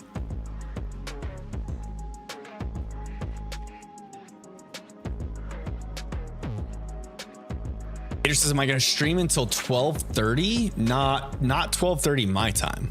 No. But depending on what time it is for you locally, maybe. Normally I'll stream until about 9:30, 10 o'clock my time. So it's 10 after 8 my time. So about another hour and a half.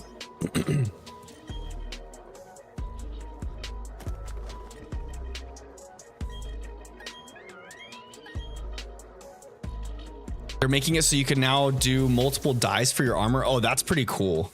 Because I remember in World of Warcraft, you couldn't change like your armor color. It's just based off of whatever that armor was, you know? So that's pretty neat, like that you can customize wearables.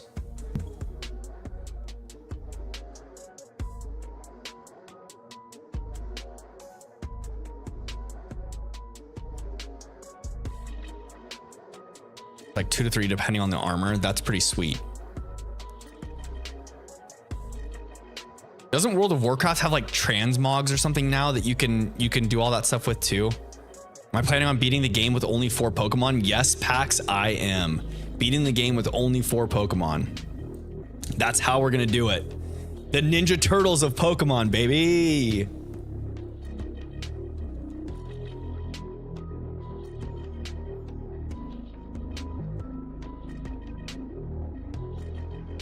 Kristen says you could dye everything in Diablo 3. Really? They had that kind of customization in Diablo 3?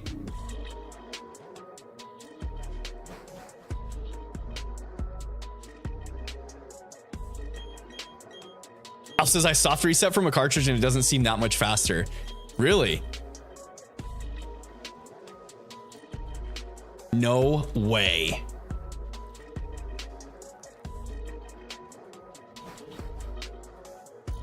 Vader says 11 for me. My phone says 9. So Vader, you're East Coast. So yeah, I'll probably be on until about 12:30 your time. Transmog is literally just make your armor look like other armor. 14 takes it way further than that. Oh, I thought the whole thing behind like transmog on World of Warcraft was so that you could change the colors of your armor, right? But it was to like make your armor look like something completely different.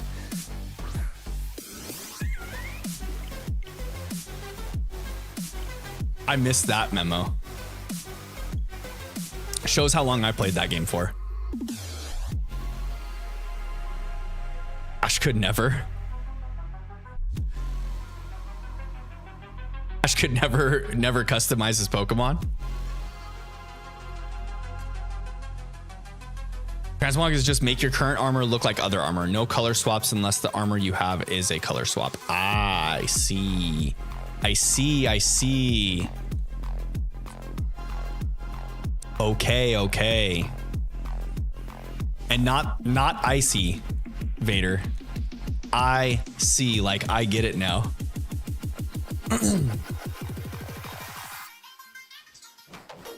Lana says I love the years I put into WoW, but 14 is just better. Have you tried getting any of the Clouded Minds group over to Final Fantasy 14? Or do they all still just pretty much stick in WoW? I see them pretty active in the new WoW expansion. Oh, Ash could never beat the league with only 4 Pokemon? That's for sure. Ash could barely beat the league. I don't think Ash actually beat the league. Ash was always just kind of given titles. Lana says I tried so hard to get them over. They just weren't having it, huh? They're too comfortable in the Blizzard world.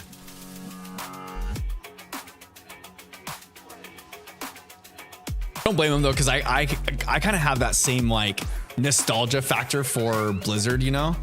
And if you grew up playing all of the Blizzard games and just like those IPs and those characters, it's tough to walk away from.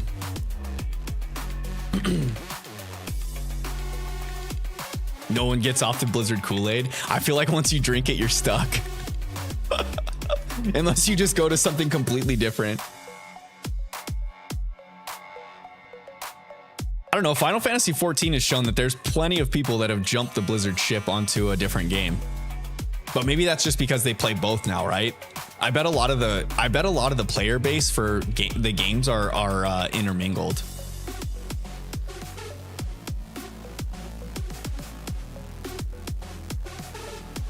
To be fair, it is asking a lot. 14 is a hard sell because the base game is a rough go and a slog to get through. But once you're past that, the story just rockets in quality to the moon and beyond. Nice. I feel like the base game of WoW always sucked too. Like getting your character up to raid levels was just such a grind. I mean, that's why Blizzard made it to where you can just pay for a boost, you know? Does Final Fantasy have that too? Where you can just pay for your boost and get to in-game stuff right away? Kristen says, I'm just familiar with an artist that used to work for Blizzard. I grew up playing StarCraft 2, like a lot of StarCraft 2. StarCraft 2 was the main reason why I stopped playing Pokemon as a kid. Real-time strategy was so good. Stupid bug. I remember on my parents' old Dell computer playing a lot of Diablo 2 and even more StarCraft 2. Like I just used to go over and over again with StarCraft 2 battles. The fastest maps where you just get like insane money gatherers and they would have like the minerals right next to your home base. Just massive like rush spawns with Zerg. That was my favorite race to be. Pac says, when did you get back into Pokemon? With the Switch. So I played Gens 1 and 2 and a little bit of 3, and then a huge gap in my Pokemon playing. And then when Sword and Shield released on the Switch is when I bought my Switch. And I got Pokemon Shield. And that's what brought me back into the Pokemon space. I wasn't as like deep into it as I am right now because I was still playing quite a few other games.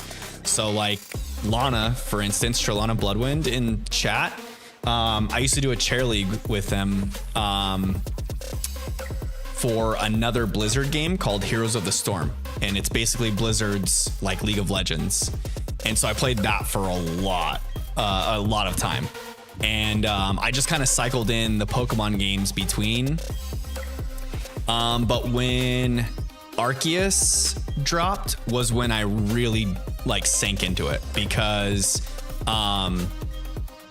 so when Arceus dropped, shortly after they made the announcement for Scarlet and Violet, I had already beat Brilliant Diamond and Shining Pearl and done a lot of work on the Pokedex, like collecting, because I kind of missed like Gen 4, you know, so collecting the Pokemon was super exciting for me. And then when Arceus came out, I played the crap out of that game. Eli, welcome to the chat. How we doing tonight, Eli? How were your tacos this evening, Eli? But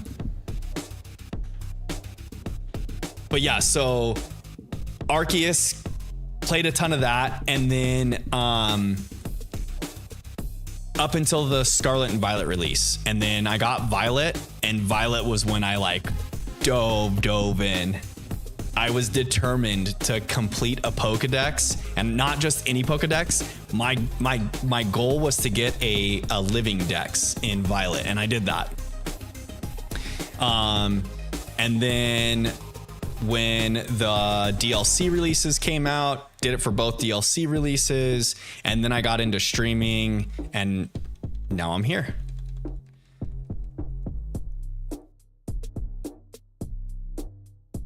Artist now teaches YouTube art. That's super cool. I love it. Probably some pretty cool art if they were an artist for Blizzard. Did they work on the Diablo games? The artist, Kristen? Lana says it's separate boosts. You have story boost to skip the story, and then there's job boost. WoW makes you make a ton of other characters to play new jobs. 14, you make one character and they get all jobs. Ah, yeah, because WoW, you could only have like 2 jobs per character, right? Eco strats. Oh, are you talking about the StarCraft 2 matches? Yeah. Down with the bugs, up with the Terran. You were a Terran player? Ooh. We wouldn't have got along then. Max says thanks for that. Yeah, no problem. No problem at all. I like talking about my my Pokemon history. I've always had a love for it. Like even when I fell out of playing with Pokemon, a lot of it was because like I got into other games, but also originally like when I was in high school was when Ruby and Sapphire came out. And so I had hit a time where like I was at an age where it wasn't cool to play Pokemon anymore, you know, like that's kid stuff. At least that's what was in my head. But I never disliked it. I just thought to myself, well, I can't play that because that's for kids. So like I was always like enjoying it from afar, you know? And I played Ruby or Sapphire. I'm sorry. I played Sapphire up to like the second badge or so. But when I went to college, I sold my GBA and like all of my games and collection because I think I got like the newest Xbox or something. I traded all of it in with my old Xbox to get a new Xbox, and I was a dumb college student that was just wanting to get the newest Xbox with like the newest game or something. But yeah. So then it kind of just like went to the wayside, and then I didn't really track it through like Black and White or X and Y. Sun and Moon I knew a little bit about, but not like I knew about it because they had done all the regional variants, you know, like the Alolan Raichu, Alolan Sandshrew, that was all cool. So I knew about all that stuff. And then when Shield came out, it was like I was an adult by then. I had my own money, good money to like spend on video gaming and computers. So I was doing both. Mark Brunette. I'm not sure who that is. Rear with the gear. Yeah. The Terran coming in with the siege tanks. Dude, the siege tanks were so annoying. I hated those things. Every time I played against a Terran player, I would just like, I would either build up a ton of Zerglings and Mutalisks, or just pray that I could outspeed them on upgrading my Hydralisks, and hope that my Hydras would survive the spam. Or I would just like micro the interactions when my Hydra swarms would come in on the siege tanks. I would like right click them all the way up to the tank so they were out of range of the explosion bombs. Could be Widow Mine spam. Oh, I think that was I didn't play a lot of the expansion.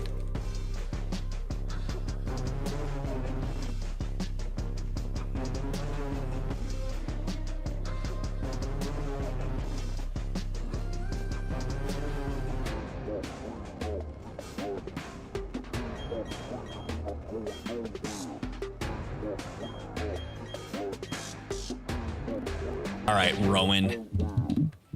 Leave me. Yo, if this one's the shiny, it'd be on a palindrome. 1661.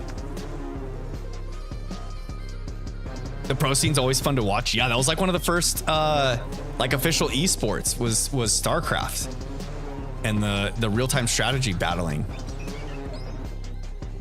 I haven't watched in a long time, but I know that they still do StarCraft tournaments and stuff. Do they still have competitions at BlizzCon for StarCraft? You would know, Lana. You went to BlizzCon last summer, right? Didn't get our palindrome shiny. Darn it. Darn it.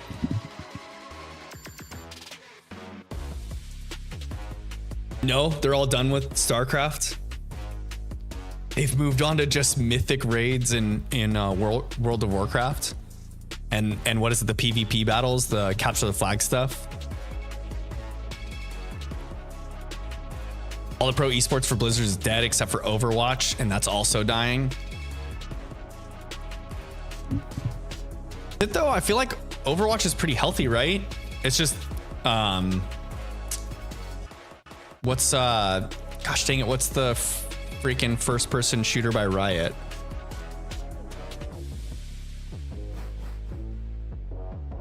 Mythic raid races. Yeah, the mythic raid races are actually really cool. It's so insane to watch them do those like 5-man dungeons and just bum rush through them. It's insane how technical. Valorant, there you go, that's what I was trying to think of.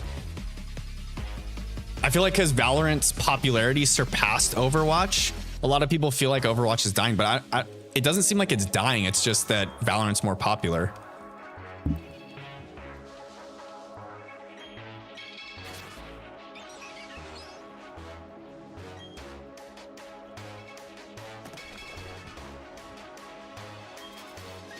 Good old Blizzard. Good old Blizzard, always ruining their own player base.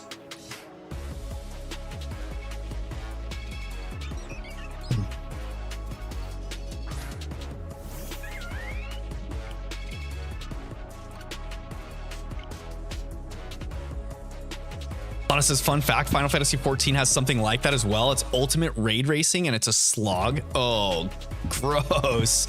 They take 2 to 3 weeks off to work to figure out one raid boss. Are you kidding me? 2 to 3 weeks vacation from work just to figure out a raid boss? No, thank you. That seems like too much of a time sink.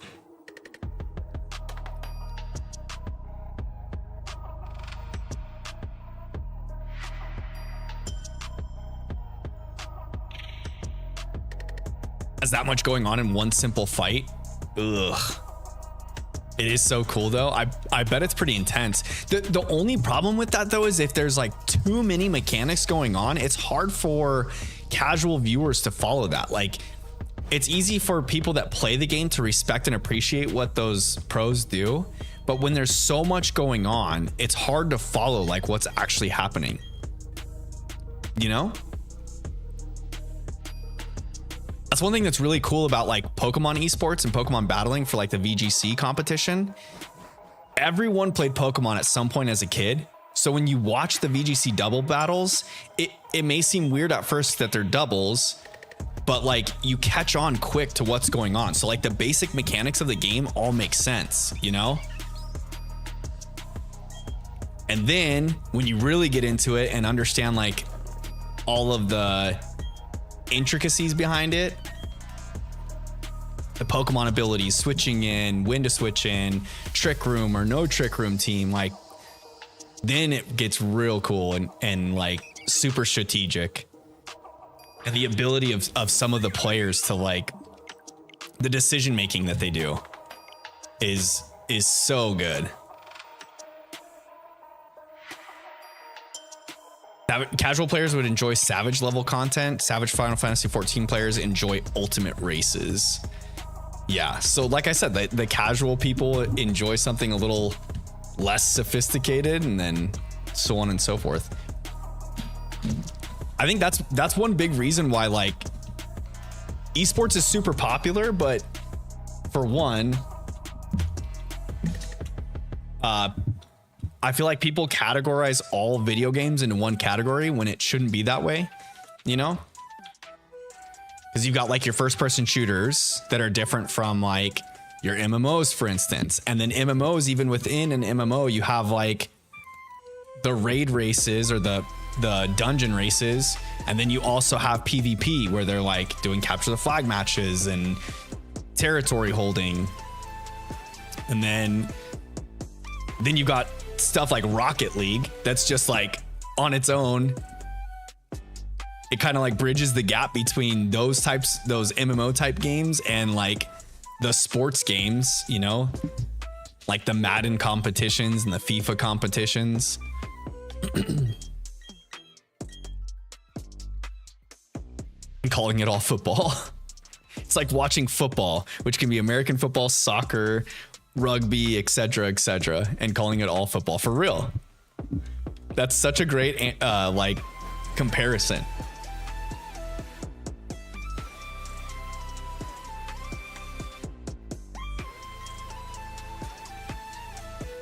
Oh, I'm out of water.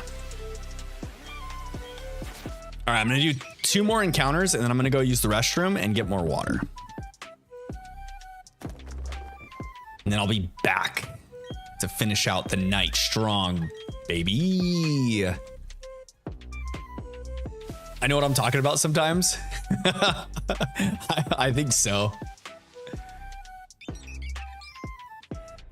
Says, what's your favorite shiny legendary? Favorite shiny legendary. Oh no.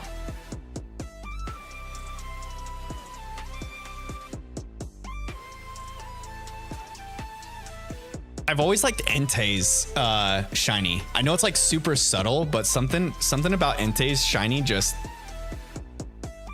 I feel like his shiny makes him look more intimidating and formidable, being like that it's more natural coloring. What else though? The Lotties are kind of cool, but I don't like the fact that they both go purple, you know? I wish they were a little more.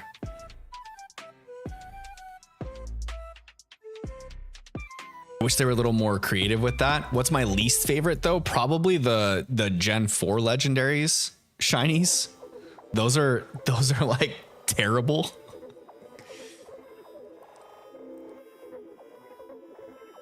Only the megas are purple. Oh yeah, the megas are purple, but the Lotties have what, the teal and the yellow. Those are actually good shinies. Now that's right.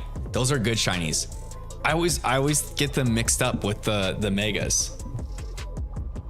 I don't know. Those are actually really good shinies. Now that you brought that up.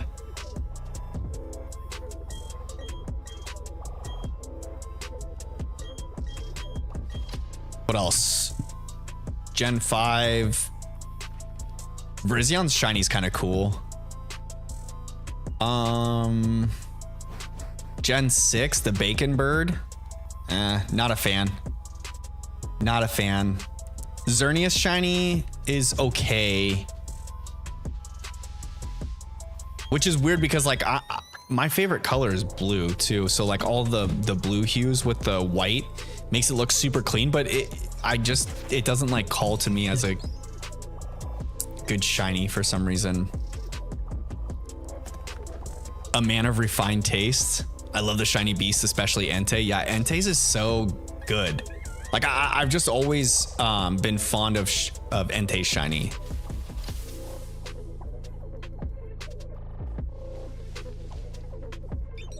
And Force too broad. There's some good shiny legendaries in there, but I'm guessing you just mean the box art. Yeah, just the box art legendaries from Gen 4. Palkia and Dialga are probably some of the worst shinies of all time.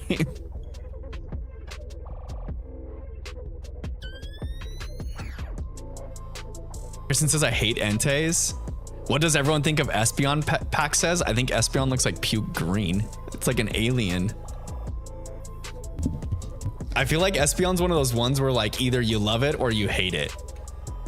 And there's no in between on Espeon's shiny. It's just like, that's it.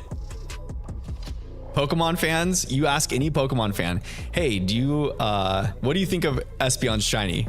And you're either, I love it or I hate it. And that's it.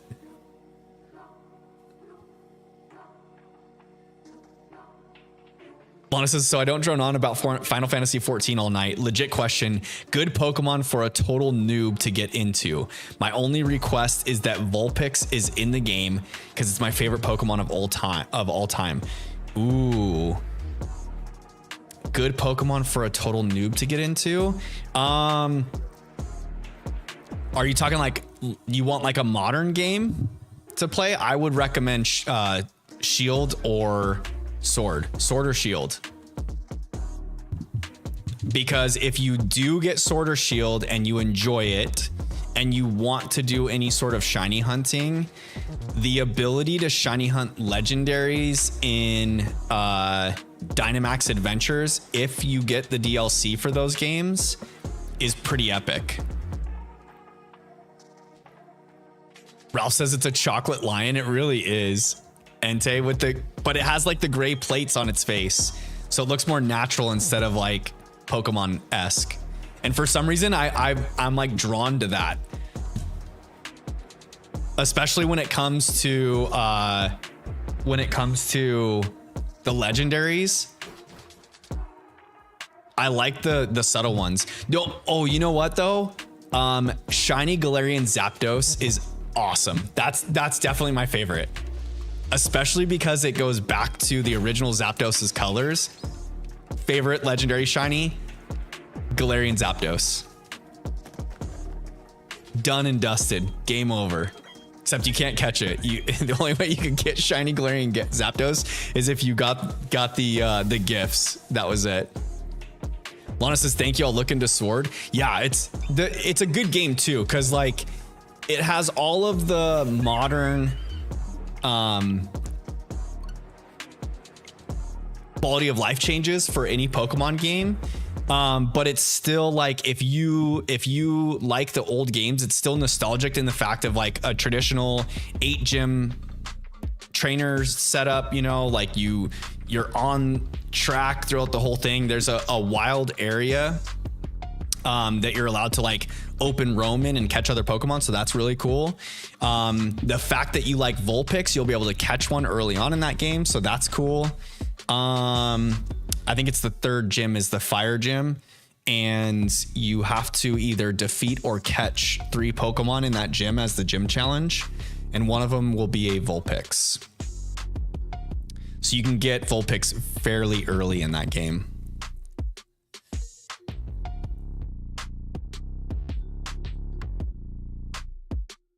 Kristen says, I don't agree. Entei's a daddy dog, not a lion. Yeah, there's a lot of arguments for it, but Entei's just a lion, and Raikou is a saber-toothed tiger, straight up. I feel like the most dog-like of the 3 beasts is Suicune. Also, they're all based on cats. Entei's a lion, Raikou's a tiger, and Suicune is a leopard. Yeah. We all grew up calling them dogs. For real, why were they always called dogs? I don't get it. They look like cats. Straight up. Suicune is more dog-like too. Raikou's the only feline one. I think Entei looks like a lion. He's very dog-like in the face though. It reminds me of like a what are those gosh dang it, what's the dog from the Lady and the Tramp, the little Scotty dog? I can't remember what that breed's called. But anyways, like in the face, Entei looks similar to that breed of dog. I guess I totally passed my count for using the restroom. I need to do it after this one. After this check. Pyroar is a lion. Yeah, Pyroar is just a straight lion. Like, no questions asked. That one's definitely a lion. Ralph says I'm going off of what the artist said for the bases. Yeah. Pax says, I'm sad I missed your shiny charm for Sword and Shield. Gonna have to go back when it's time to grind that. Yeah, I'll probably do some more. I don't know if I'll stream more of the decks like finishing. I might. Lana says, also as a totally objective, non-hardcore Pokemon fan, shiny Espeon looks like kale with purple eyes. Pass. Oh god. It's an alien. It just straight up looks like if you remember in the 90s and early 2000s how aliens were depicted or like imagined with that lime green, that like just bright green color with big eyes, that's what Espeon is. Espeon's shiny. This is alien.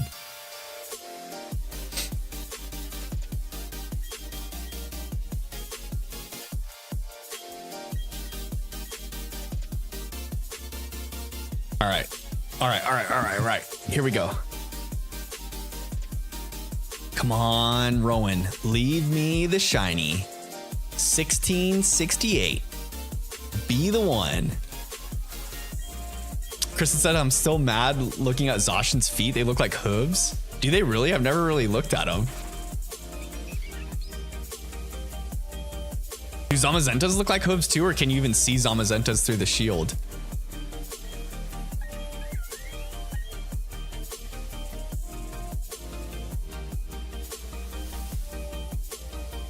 Ralph says I can't wait for those raids and Go. For the Zamazenta and Zacian raids. It's pretty annoying that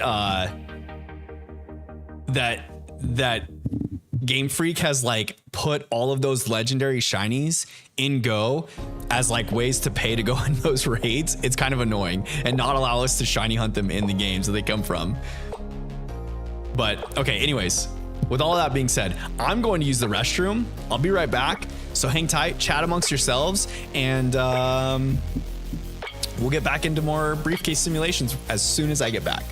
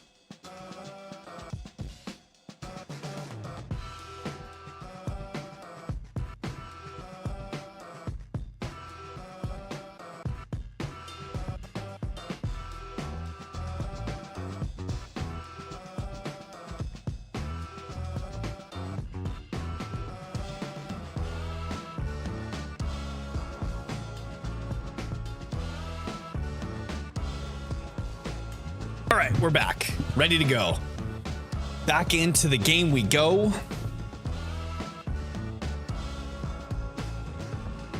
What'd I miss out? What'd I miss out on? Zacian's this week in Go. Try to make a thumbnail, so I was staring at it for a bit. Oh gosh, that's how you notice the hoof feet.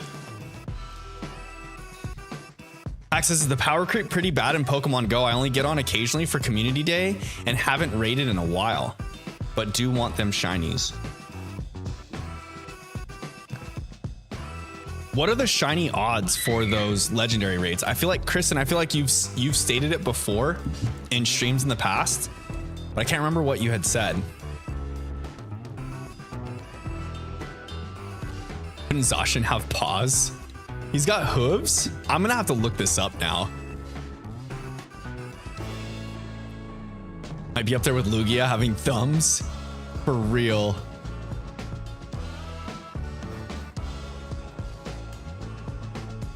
Any odds are 1 out of 20? So you get one free legendary raid a day that you can do, and then you can purchase or earn tickets, right? Is that what it is? Passes for the raids.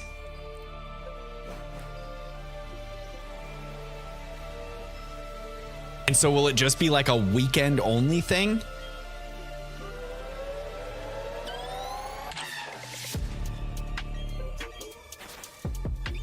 If I were to pick up Pokemon Go and try it just so that I can get those darn shinies, what do you have to do to get them? How much of a time sink is actually required? One free in-person pass a day, and then you have to grind coins or buy coins. Only 5 remotes a day. Ugh. This is sounding more and more like I don't want to do it. I just want to hold out until Game Freak finally gives up and allows the Pokemon community to shiny hunt the legendaries in game.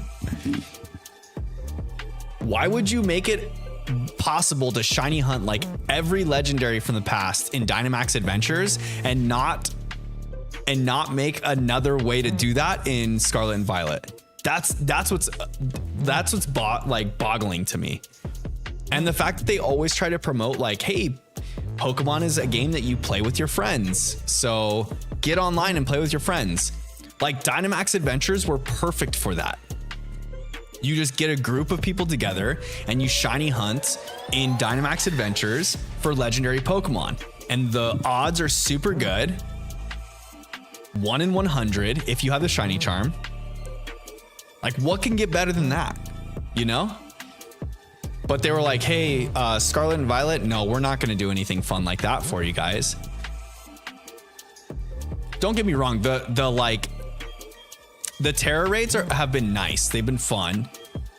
It's been cool to have those. And like the Mewtwo event was super cool.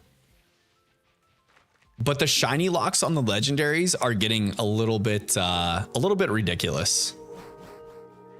Unless they're going to do like some way, I don't know, like shiny gifts in the future, maybe. I don't know. It's like the shiny mythicals. There's certain shiny mythicals that like have never been obtainable unless you just hack them into the game. We know what they're supposed to look like, but they've never been available. I think Victini's one of them, right? Victini's shiny is, I think, really cool, if I remember correctly, but it's never been available. It's never even been given as like a gift. Nothing. Ralph says, I usually just do my 5 remotes a day and then get the shiny. Really? In 5 turns, you'll get the shiny? Ralph, how is your shiny luck that cracked that you just get like a shiny, a 1 out of 20 shiny on your within 5 tries? People go up to 50 plus though, and sometimes still don't get it. That's my luck. 50 raids and you don't get the shiny out of 1 in 20 odds. That would be so infuriating. Melissa, welcome to the chat. How are you doing tonight? How are your tacos today? You can get Zacian tomorrow. Yeah, no, I'm not gonna do it. There was a little bit of a trigger in my head that I would be like, oh, maybe. Pax says Hoopa, I think. Yeah, it has not been shiny, like given out shiny. Yeah.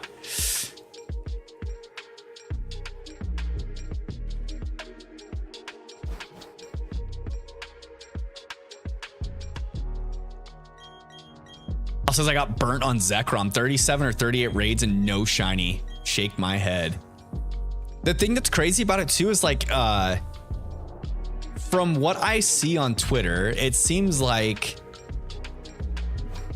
Pokemon influencers or people in the Pokemon community that post consistently on social media about Pokemon Go tend to call it like pay as you go type thing. So like you can, like most of them pay money to get their shiny. Whereas I think a lot of us would rather just shiny hunt them in game, you know, like a static soft reset, just like traditional shiny hunting, you know? Tacos were fire. I also made white girl tacos tonight. Yo, wait, what constitutes as a white girl taco? I need a description of this.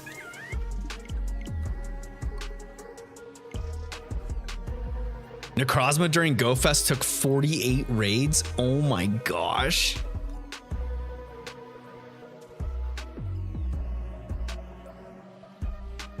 YouTuber luck be real? I don't know about that. There's some YouTubers that don't have that great of shiny luck.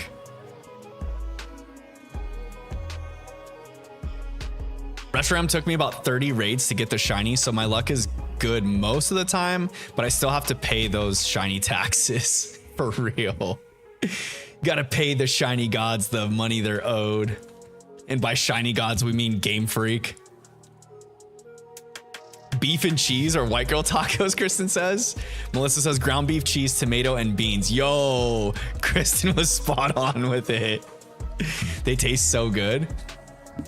I remember when my sister was with her daughter's father, they used to make these burritos they called white boy burritos. And my niece is named Charlie, so her dad was the one that would always do these.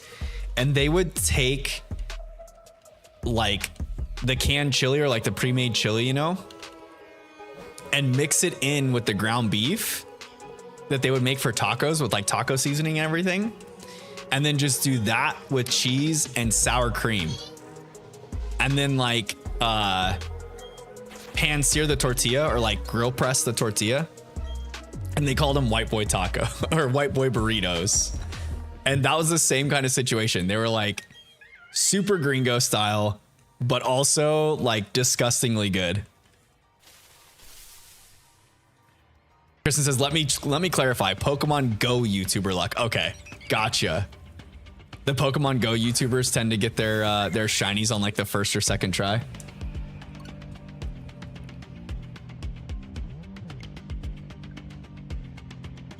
Do any of you guys follow Quick Panic? He does like he does some YouTube content. He mainly streams on Twitch though. But he's like part of the same shiny hunting group of friends with like Absol Blogs, which is the guy that started the whole like Safari week shiny hunting. But anyways, point being is I think Quick Panic shiny hunts in Pokemon Go sometimes, but he's like a traditional full odds shiny hunter, loves to go back and shiny hunt Pokemon in like 1 in 8 1092 odds, or what is it, 8192? Yeah, 992 I think. Yeah, so like general 4 or generation 4 and before. And he constantly like posts about it too. So I'm not like that hardcore about, you know, sticking to tradition or what have you. But at the same time, I mean, I wish that we could shiny hunt some of these legendaries in these games on the console games. But I feel like a big reason why we don't, or why Pokemon shiny locks a lot of, excuse me, the legendaries and statics in the games is because they release some shiny on Pokemon Go and they want people to go back to Pokemon Go, I feel like. But from my understanding or my thinking of it, I feel like Pokemon Go player base and the game, like the standard games on console, they're pretty much two different player bases. There's some overlap, but it's like, it's not the same. No shiny and Soul Silver. Darn it. Melissa says they taste so good because I fry the tortillas too, and it just adds a little bit of pizzazz. Yo, a fried tortilla? So like a flour tortilla, but then you just deep fry it? My mouth is starting to water just thinking about food. I'm such a sucker for food. It's not even fair.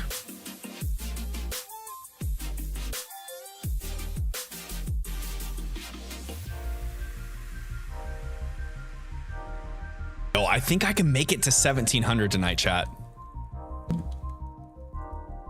I think I'm gonna make it. Flour or corn, either way. Really? Deep frying either or? I fry the corn taco shells, yeah. I love frying the corn taco shells. And then something I picked up from my friend in high school, my best friend Lee, His family used to put Parmesan cheese on the fried taco shells as soon as you were done frying them. So like growing up, my mom would always fry corn tortillas in like on a pan, you know, and then mold the taco shell. You set it out on like a paper towel or a towel to like let the grease strip dry, you know, and or like on a rack or whatever. And while it's on the rack, you like salt it and let it chill. My best friend Lee, his family would not only do like a little bit of salt, but like Parmesan cheese. So like the grated Parmesan cheese, like the real powdery stuff over the top of it. Oh my goodness. So good. One Gringo, welcome to the chat. How we doing tonight? Gringo burritos. Did you have Gringo burritos today on Taco Tuesday, One Gringo? Parmesan cheese fried onto the taco shell is so fire. Like actually frying on it would be super good. Me and Nixon are watching you. Yo, nice. I love it. I love to see it. Tell Nix I say what's up. Parmesan cheese fried onto the taco shell. I've never done it that way. Usually just sprinkle it on afterwards, like as the taco's cooling and like the warm grease is still on the shell. The best. The best. Use shredded Parmesan and fry it on. That sounds like it'd be bomb. It'd be like a cheesy taco shell. That would not suck at all. Like not at all.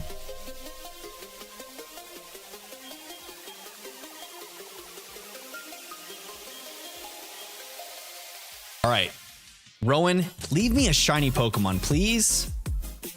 Just be shiny already. He's so much nicer.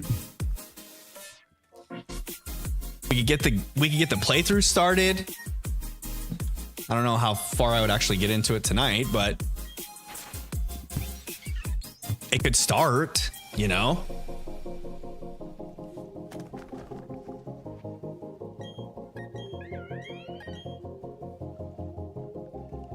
One Gringo, you're up pretty late there, buddy.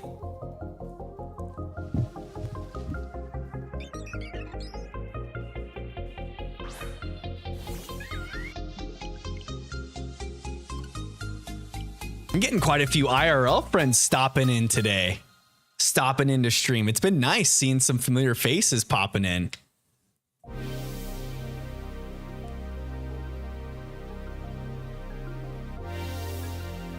Had to just double check the time. I was like, 9 p.m.?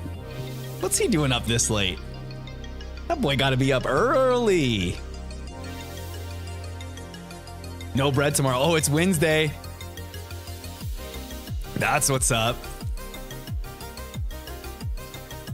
Wednesday, no bread tomorrow. Just merchandising, but you just pay people at the stores to do that for you.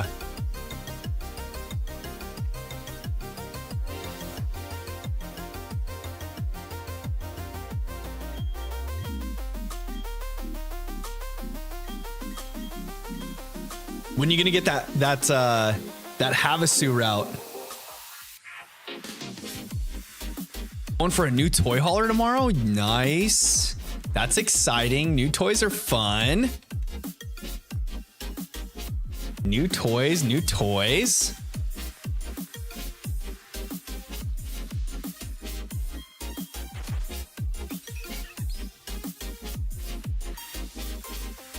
Ooh. Upgrading to a luxury style trailer. I see. I see.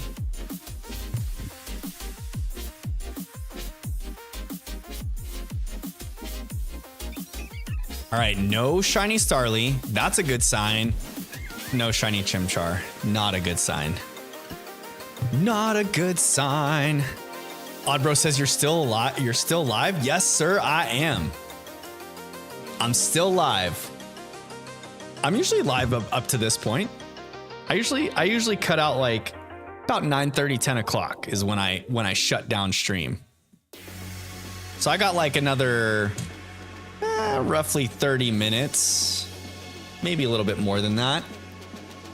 I think my goal tonight is at least hit 1,700 encounters. So we'll for sure get to 1,700 before I end stream. Good night. Good night, Nix. Good night, one gringo.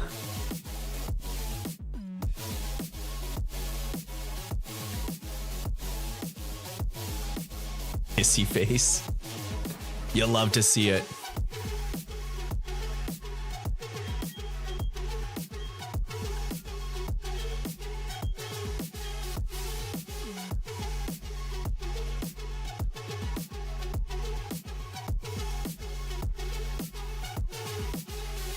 Bro, what's something different that you hope to see at the Dortmund Regional this weekend? What kind of Pokemon or which Pokemon will be on your bingo card that you think is like a little outside of the meta, but will be used at Dortmund for whatever reason? I feel like going into the Dortmund Regional, it's gonna be hard to predict something crazy, because the European meta, I feel like, is very, how do I explain it? They're not as adventurous when it comes to that. Like, they have the mindset that there are certain Pokemon that do certain things the best, and they only stick to those Pokemon. Do you know what I mean? Like, you probably won't see a team like Wolves at the Dortmund Regional. Like, you won't see a team with like Toedscruel and Weezing and some craziness like that. You probably won't even see like a Volbeat team, like a team with Volbeat on it. And what else was on that team? Volbeat, Espathra was on that team. There was just some wild stuff on that team. I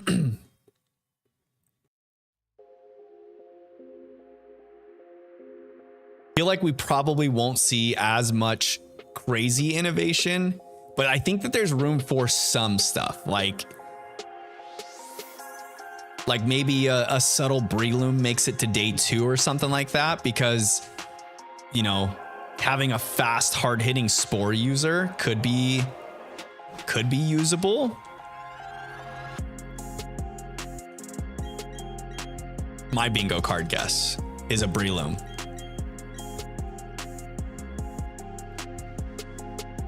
I feel like Breloom would be nice.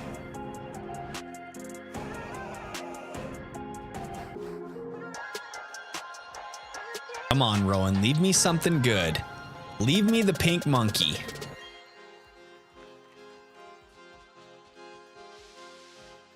I've got a bug on my monitor right now. Oh, it just flew off. Okay.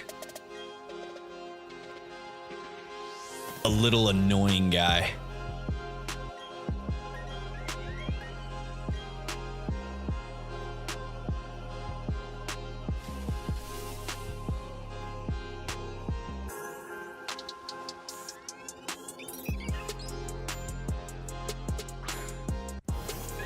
Nope. Not this time.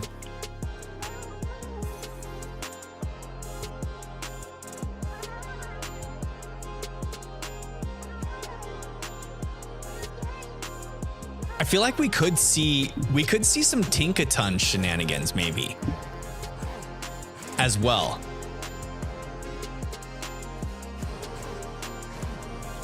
Because I think Tinkaton can learn what Fake Out and like Thunder Wave. There's some good there's some good support moves that Tinkaton can learn, and also it's a hard hitting Steel type. Steel types are always nice. It's also Fairy typing, so it'll counter the fighting types in the field. Oddbro says, good question. I'm predicting Mudsdale will appear a strong Trick Room attacker due to its slow speed and good offensive typing. It can't be intimidated due to the own tempo ability. Ooh, I like that shout out. That's actually a really good shout out, especially with the Trick Room shenanigans going on. But don't you think that that Ursaluna just does the Trick Room stuff better? Never heard Tinkaton described as hard hitting. Well, it has the Gigaton hammer move. So it can hit hard the one move because the base power for that attack is just extreme. And it's a steel type attack. So it can hit fairy types for super effective damage. But the only thing with that is that I don't feel like fairy types are super strong in the meta right now. Like I think we saw some Sylveon in the Baltimore regional.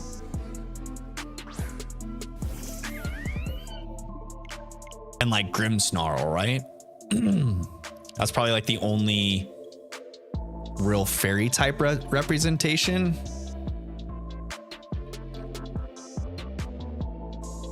Unless there's something I'm not thinking of that did really well fairy type wise.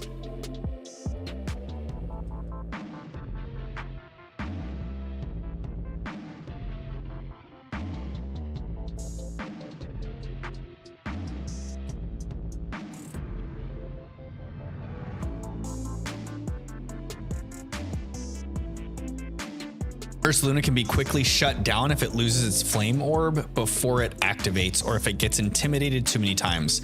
Mudsteel doesn't have those issues. True. Yeah, that guts ability on Ursaluna is what makes it so useful. And then the ground typing doesn't suck, right?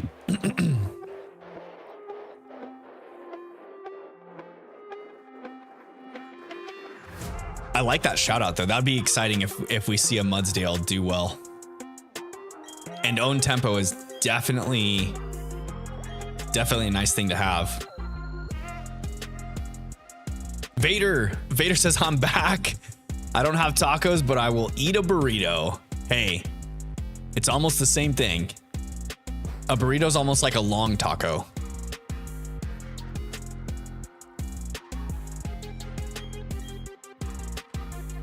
The success with the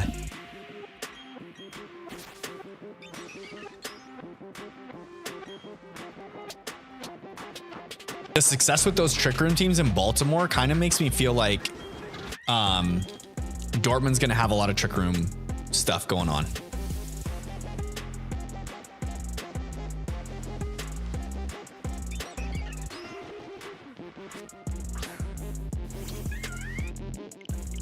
Oddbro says that Ursaluna requires setup to dominate. If it isn't able to set up, it can be a bit of a liability. That is so true. Vader says a waffle is like a pancake. Yeah, yes it is. Except a little more flaky and not as doughy, right? But if we're comparing tacos and burritos, then waffles and pancakes are the same.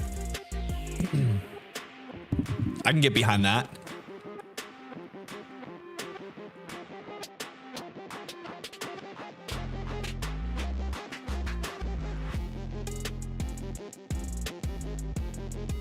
Solana says waffles are greater than pancakes. Fight me. I do like a good waffle. I'll tell you what. I like eating peanut butter on my waffles though. Like no syrup, no butter, just like peanut butter.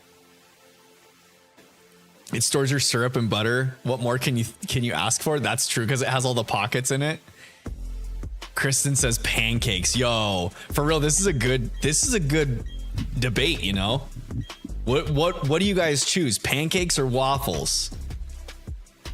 If you're put at the table and forced to pick one or the other, you got to let one go forever. Would you choose waffles or pancakes? Vader says I use Nutella. Nutella's so good. So freaking good. I'm just such a peanut butter junkie.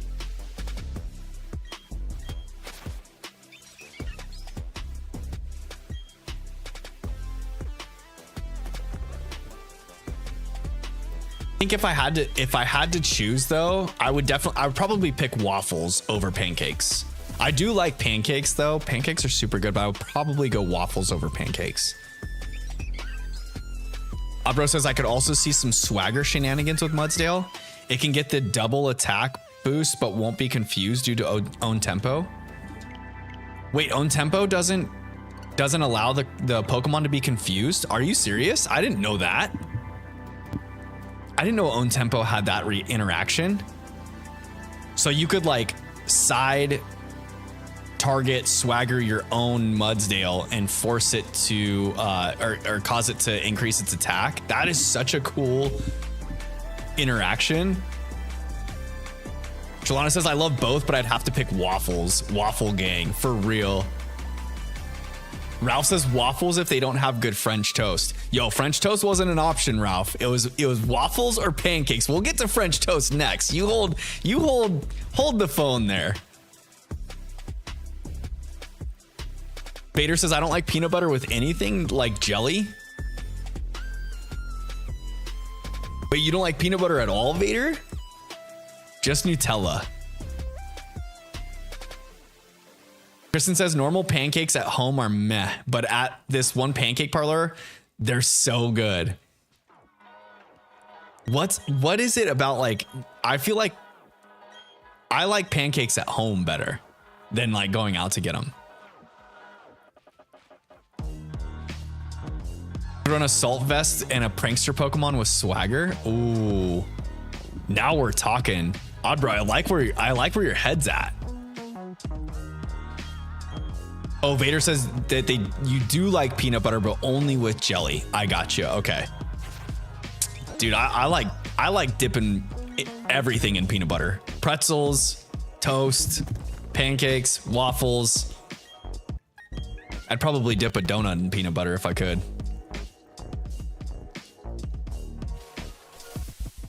Also says I like Bob Evans pancakes. They have cake mixed in. For real? I've never heard of that. That sounds good though. Cake mixed into your pancake mix? That sounds like it wouldn't suck.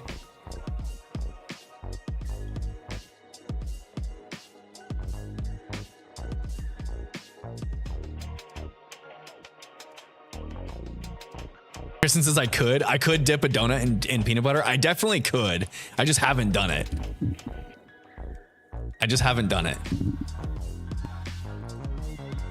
What's everyone's favorite donut? If you go to a donut store, what's your go-to donut that you always pick? Are you like a classic glaze person? Do you like the chocolate frosted donuts? I'm a maple bar fan. Maple bars are just tried and true. You can't go wrong with a maple bar.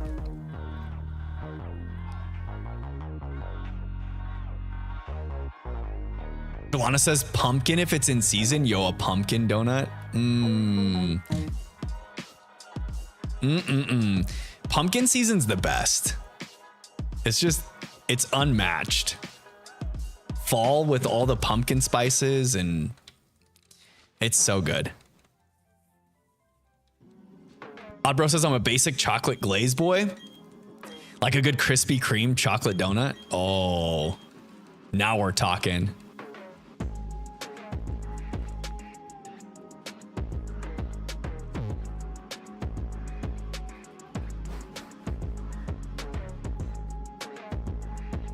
Kristen says chocolate, glazed, or sugar. All good.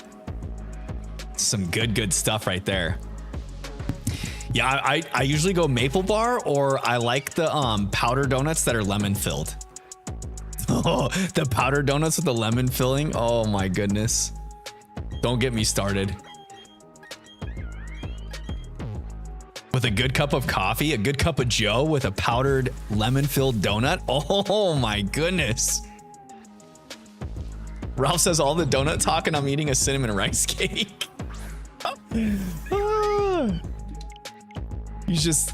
Ralph's over there salivating over donuts and he's crunching the rice cake in his mouth. Vader says, what are the options? Any donut. If you go into a donut shop, what is your go-to donut?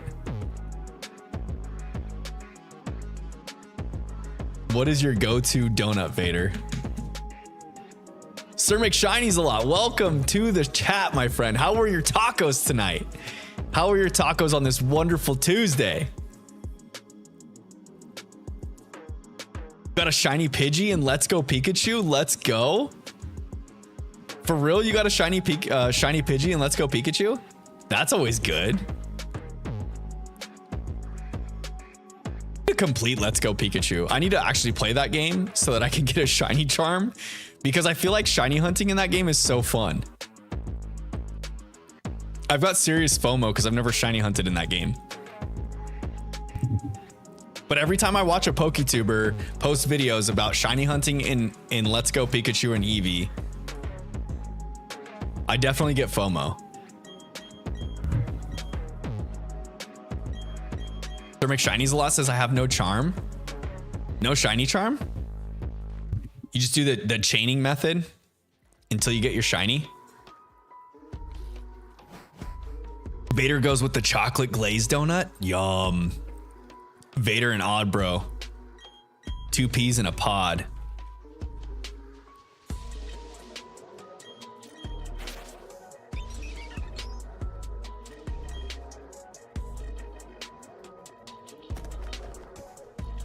All right, come on, Chimchar, be the one. 1684. What do we think, chat?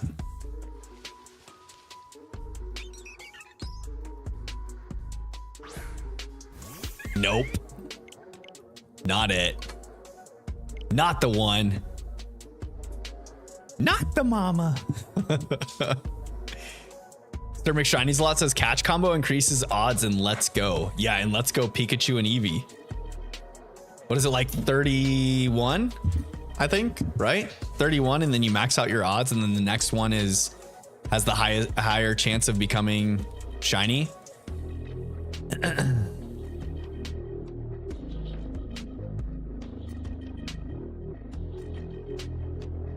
then if it's not shiny, you just catch it and keep going.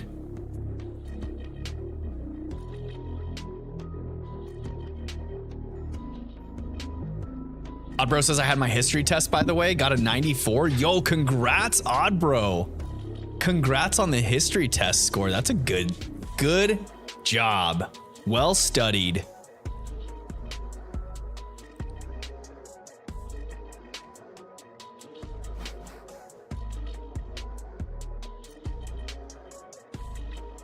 Person says Blue tried to say you could do catch combos in Pokemon Go. It's just in Let's Go Pikachu and Eevee, yeah? Oddbro, you have another history test tomorrow? So you had one today and you have another on the same subject or a different subject? Vader asks who was that? Who was that for what? Vader. Are you asking who said something specific?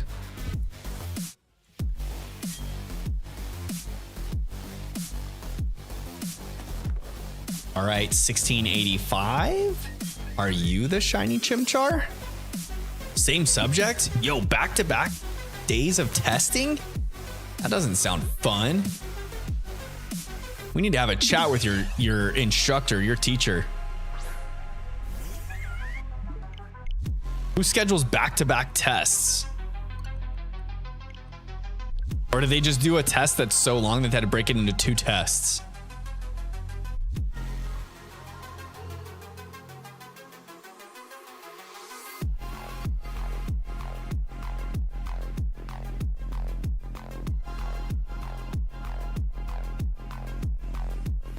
Was that in the background? In the background for me? It was probably Gina.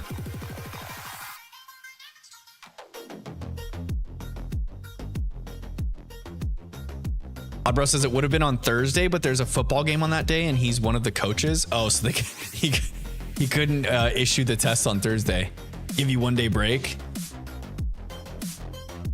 He better be making these tests easy then. Which it doesn't sound like it if you had to study all weekend.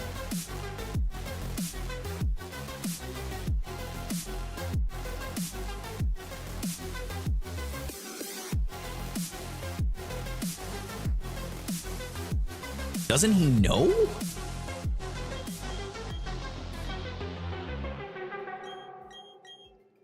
All right, Rowan. Just leave a pink Chimchar in the briefcase this time. Okay? All right, dude. What's 81 divided by 99?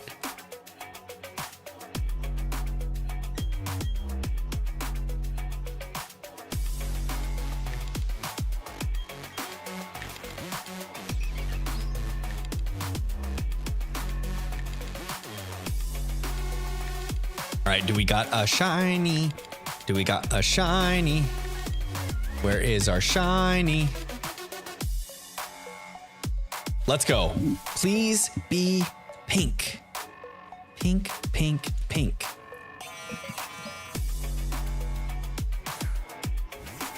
Darn it.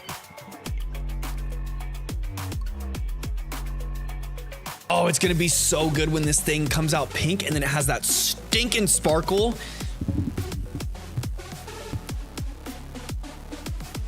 Bro says the game's gonna last until midnight. I have to be there because I'm in the marching band. Not gonna get back home until after midnight and I have school the next day. Ugh. Wait, why is the game gonna last until after midnight? Vader's asking math problems. I don't know that one off the top of my head, Vader. You could calculate that one with a calculator though. It's probably a really big number.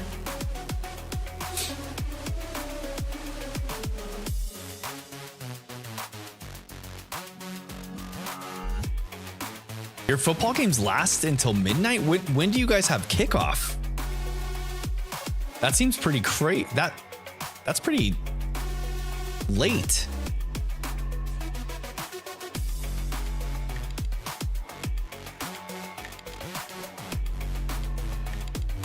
I feel like our high school sports, like our varsity teams would always play at like, I don't know, 7 the latest. So like the games would always end around 9, 10 o'clock. You guys go until midnight though? Or is it because it's an away game? Well, no, because if you're in the marching band and you're performing, you're at the home field.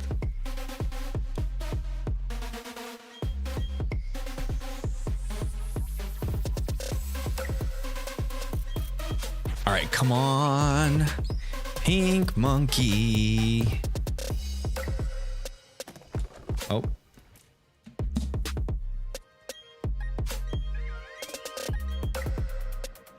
right. Think we can do it. I think we can do it. The game goes from 7 until about 10:30, but it's an hour outside of town and there's traffic and the time it'll take to get back to my school and then back home. Oh, I see. I see. That's going to be pretty rough. You'll probably have to catch some Z's in the car ride.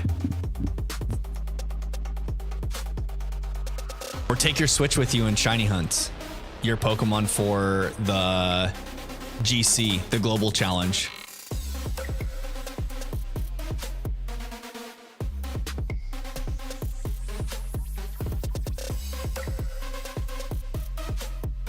Peter says, what's the deal entry for Chim? Wait, what?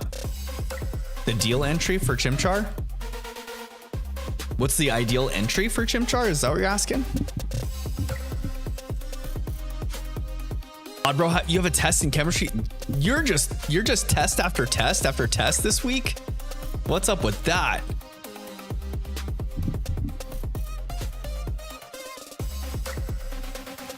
If chemistry isn't your first subject, you should just sleep in through through first period.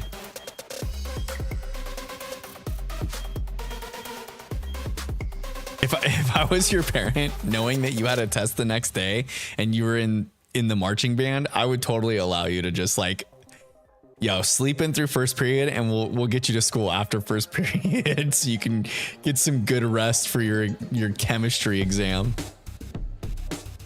Chemistry is 8th period. It's like the final class of the day for you.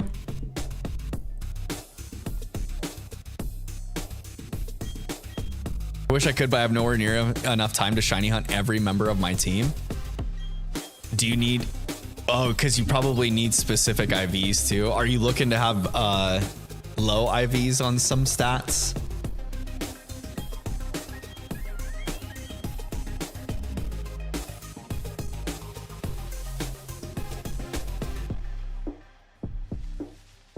If you're looking for just like max IVs for your Pokemon, I could help you build your team of shinies. I don't mind. Just busy with work.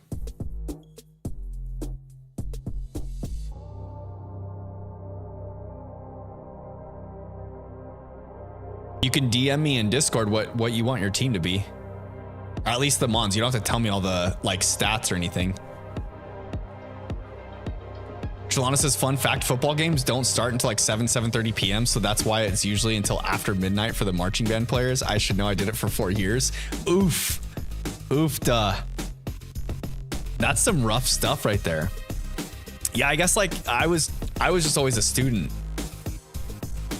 going in and like supporting the games, you know? So I'd get out of there at like 10:30, head straight home. But yeah, I guess if you're in the marching band, you have probably some sort of cleanup and whatnot. Bro says I can do that. Yeah, I'll help you shiny hunt your team, Odd Bro. You might have to like nature mint it and mint them and ability patch or whatever you got to do for them for your team.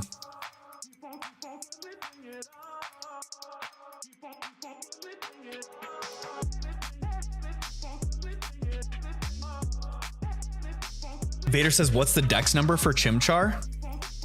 Oh, the dex entry for Chimchar.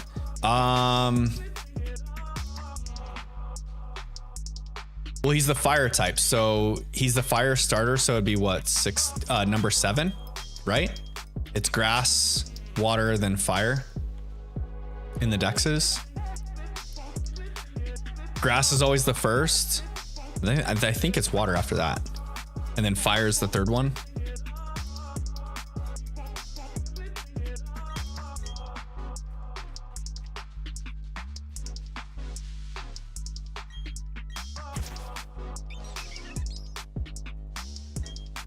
Or if I have the resources for it, Odd Bro, like if I can help you with naturing and the abilities and IVs and stuff, I will.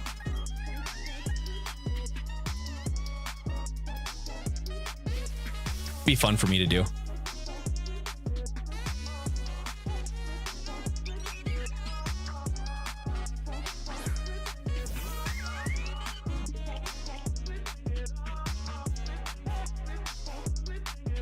Send me a friend request. Okay, I'll check it after stream. Don't want any snoopers. Yeah, for real. No snoopers around here.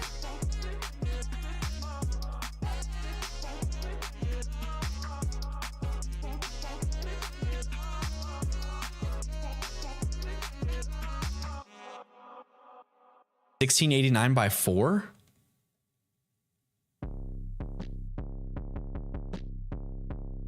Wait, why by 4?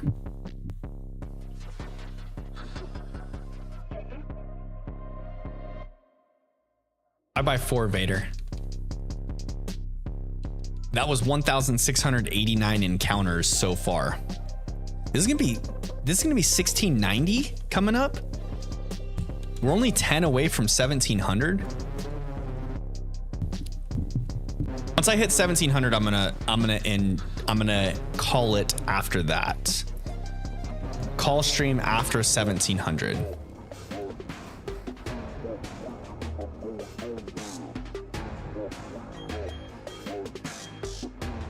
When's the October Global Challenge? What do you have before the Global Challenge?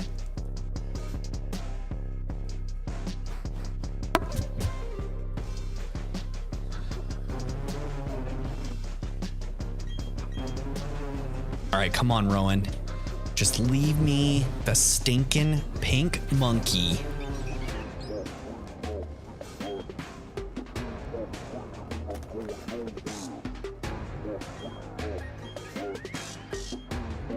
Did they already announce all 3 of the Global Challenge dates?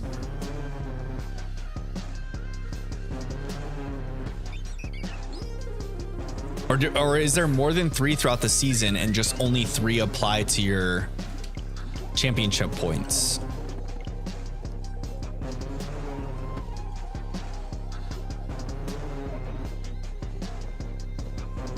should probably know that, huh? I feel like that's something that I would know.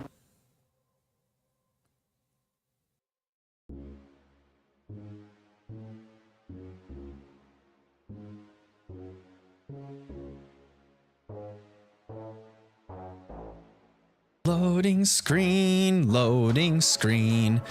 Always taking forever, loading screen.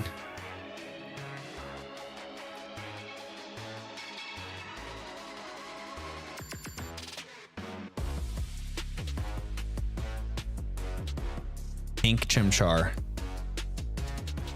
1691. You know what'd be cool is if okay, so I keep saying that I think that Chimchar is going to come between like 2300 and 2400 range.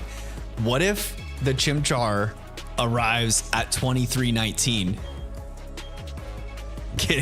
Does anyone know that reference? The 2319 reference?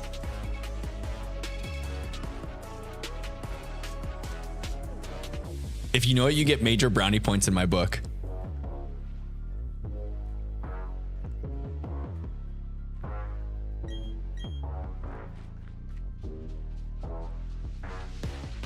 Lana, yes, you know exactly what I'm talking about. George someone. His name is George. I don't know if they ever do. They say his last name? I don't think they do. We ask that you please stand still. I love it. I love it that Lana came through with the entire line.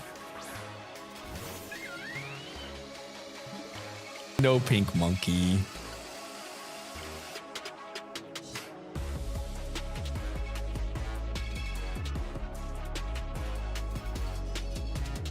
You're right. They probably do say his full name, huh?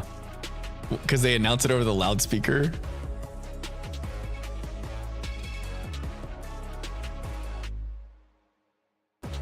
It's George Sanderson. Is it really? It's Sanderson. That sounds perfect. I'm thinking about the line in the movie, and it's exact.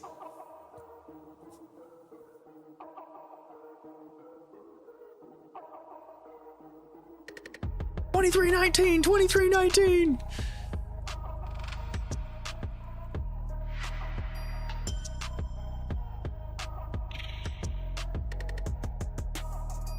I probably watch that movie at least once a month. They don't have an official date on their website yet for October's global challenge. Oh, okay. So they haven't announced the dates for all of them. I think you only get like 3 global challenges applied to your championship points collection for Worlds qualifying.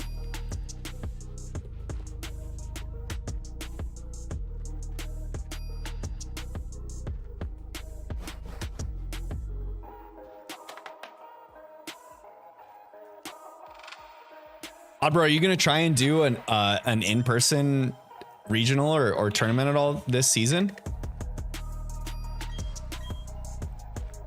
Do you have any card shops or video game stores that are qualified to host official VGC tournaments? That'd be sweet.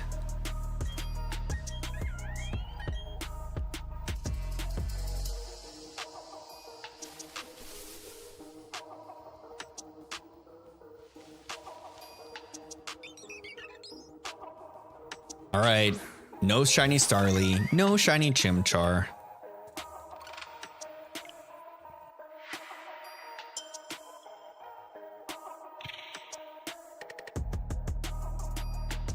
Oh, I want to, but I can't travel much since I'm 15. If there's ever an event near me, I'll definitely participate. They usually have Vader says 6,754 is the answer. You need that many encounters? What? Vader, you keep changing your guess on how many encounters it's going to take.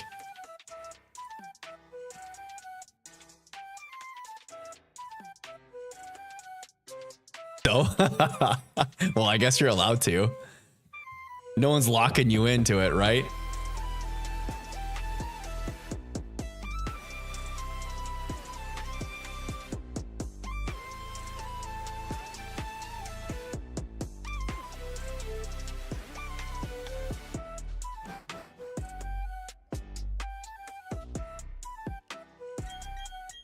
All right, 1693.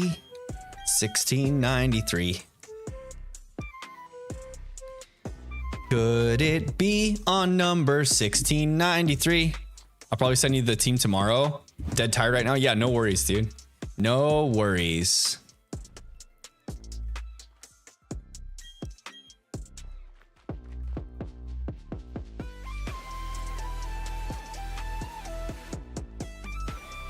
America, I can do what I want.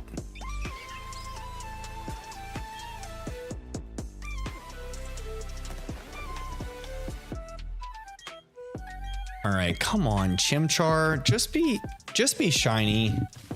Just be shiny, please. Please, Chimchar. Do I have a second switch? Maybe dual hunt the Chimchar with DAs. I do have a second switch. It's technically my son's, but yeah. But I do. I just don't have a second capture card to be able to like stream a second device.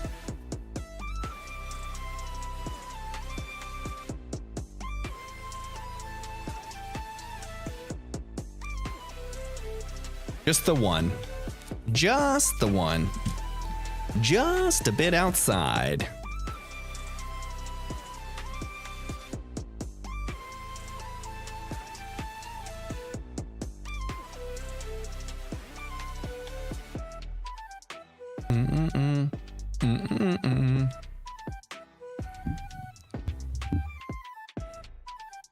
I'm getting the feeling though that when it does finally shine, I'm to a point now where when this sucker shines, it's gonna feel so good. Your son will understand and you stream at bedtime. True, all true. All things true. I usually stream when he's not here. He's at his mom's right now. I normally try to stream when my 3 children from my previous relationship are with their mom. That way Gina doesn't have an army to tend to. Jim Jam, welcome to the chat. Welcome back to the stream.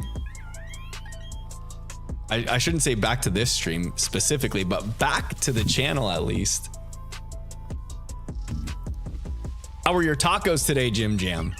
What kind of tacos did you have? No shiny Starly. No shiny Chimchar. Gosh darn it.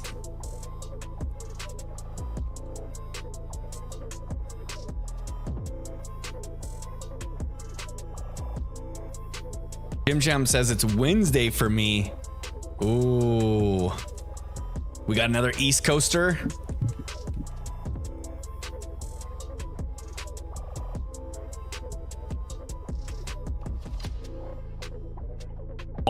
All you East Coasters that hang out in Crispy streams are some night owls, aren't you?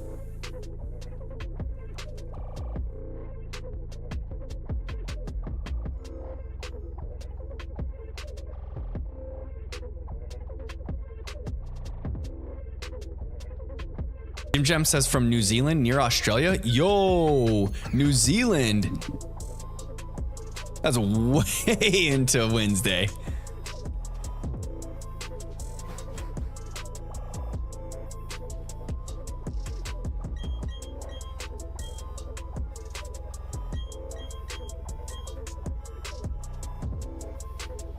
Says I'm definitely a night owl. I feel like I'm more of a morning person than a night person. Tend to like a late night for me is like usually on my stream nights are my late nights.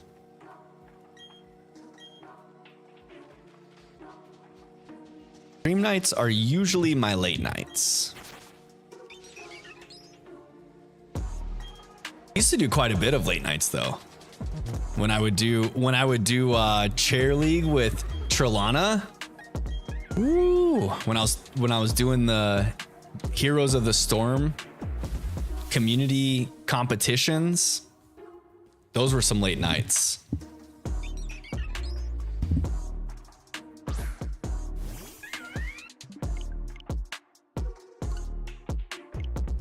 All right, chat, are we gonna get it in these 5 final encounters?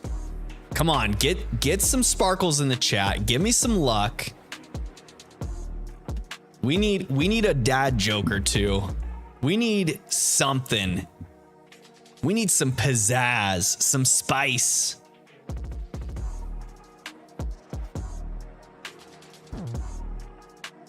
Kristen says, I liked nights, but I was always more productive when working mornings. I hated getting up at 5 a.m. Yeah, for real. I always feel more productive like when you get started going in the morning. Jim Jam says, how long have you been hunting Chimchar? Tonight or in total?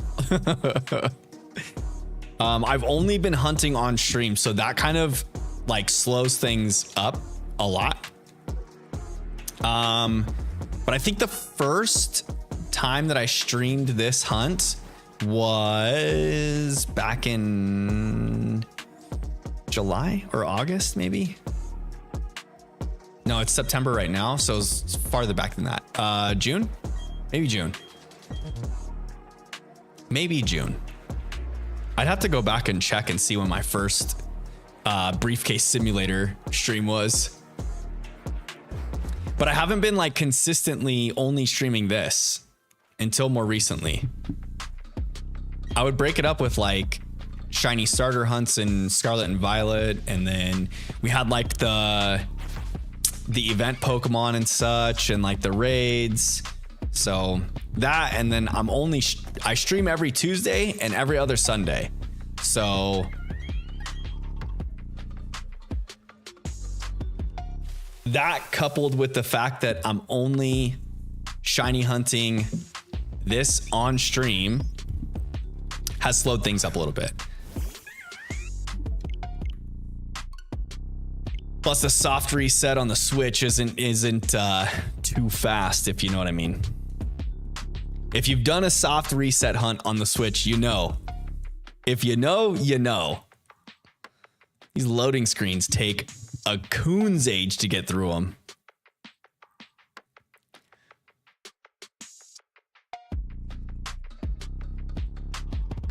Vader says, I thought there was an animatronic. Guess it was just a statue.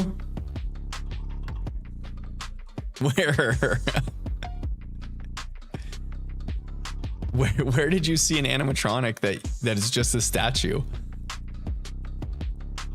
In your house?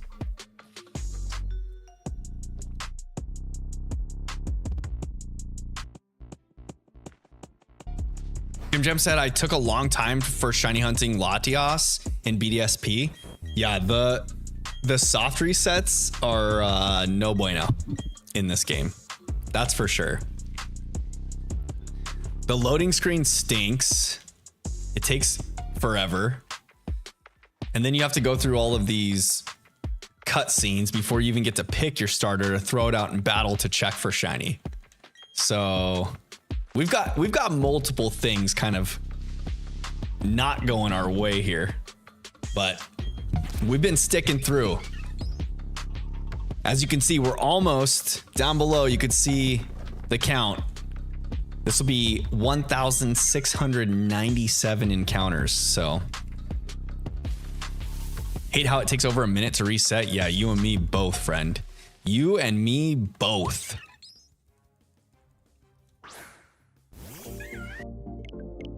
The reset is the drag here. Checking if software can be played, then it's got to go through the loading screen, do all this stuff. Oops.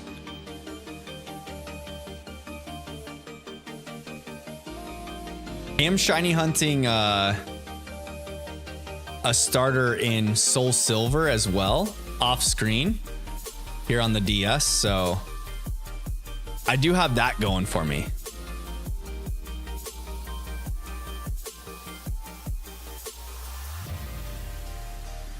So I'm getting some encounters in over there.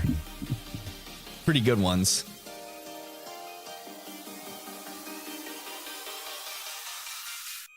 Jim Jam says, I'm going to start soft resetting Arceus, which will be torture. Yes. Good luck on that hunt. I hope you get it like quick. I hope you get it before 1,000. Honestly, I hope you get it before 200. That would be sweet.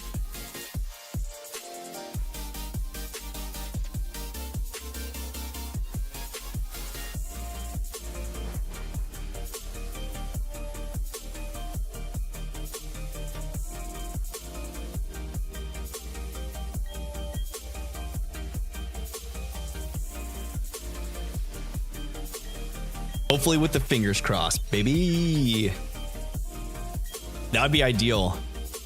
You'll have to let me know, Jim Jam, on another stream when you do your Arceus resets, how long it takes. I don't want to do that at the end of this playthrough.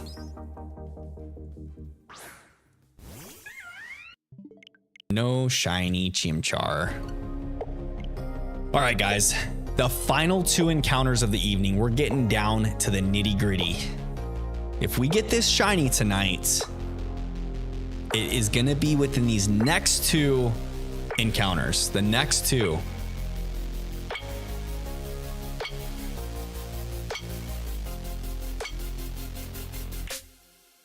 Let's see if we can get it.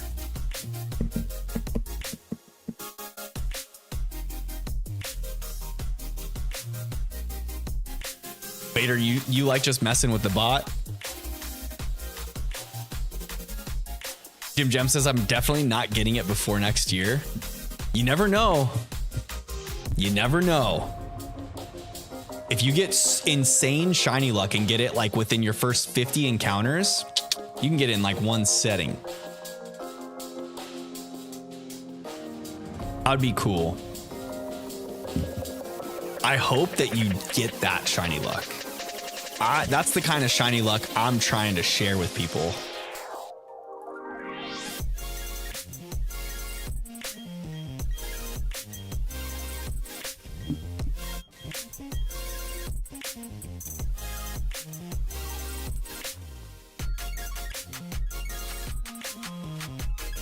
Guys, if you haven't already, please drop a like on the stream. Hit that thumbs up button for me. It does help push the video out to the YouTube space, encouraging others to come in and join us while we shiny hunt and do some fun Pokemon playthroughs. All of the cool things. Encouraging others to come around and be part of the fam bam. You know, the nice things.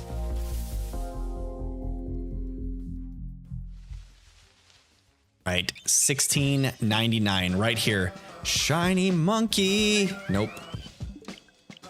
Not it. All right, fam bam. This one is going to be the final encounter of the evening.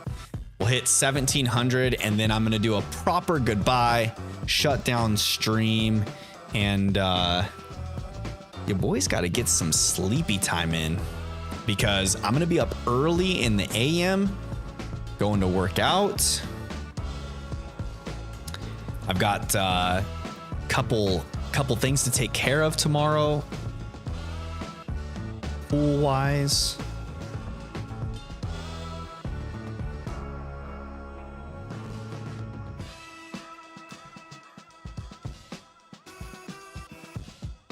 All right.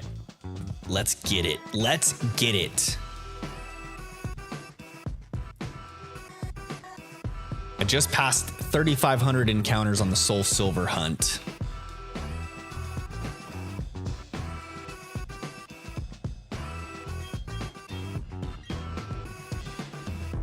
Final encounter of the evening. Do we think it could happen? A boy could dream. A boy can hope. One final chance for the night.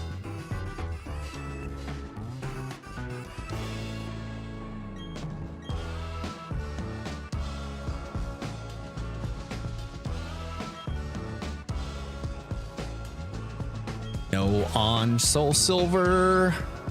Maybe on this one. Please, Chimchar.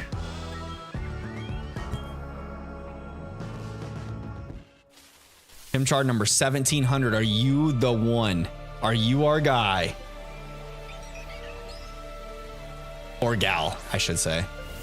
No! Darn it! We're so close, fam. It felt good. It felt right. It just didn't happen. Not tonight. But with that being said, Vader says, before I end stream, can I tell you something? Yes, you can. Tell me. Tell me quick. What is it? I want to see it. I want to hear what you got to say. Jim Jam, good night. Taco Taco. Thank you guys. Hey, I hope you guys all enjoyed this wonderful Taco Tuesday. I thoroughly enjoyed hanging out with you guys tonight. Thank you so much for coming around and supporting me while I, shiny hunt for cool little digital creatures. Anyways, I'll be back live next week, a week from today. If you didn't get a chance, go check out some of my videos on my page. I've got a reel dropping tomorrow, or a YouTube short dropping tomorrow. It's already been posted to my Instagram.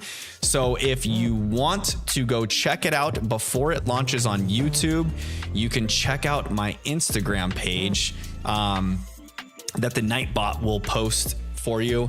And it's pretty funny. I just did a little quick blooper reel to throw onto social media. But with all that being said, I hope you guys have a great evening. I hope you guys have a wonderful week. Enjoy a safe and happy weekend. And I hope to see you guys all next week on Tuesday when we come back to this briefcase simulator of a shiny hunt, baby. Good night, y'all. See you next time.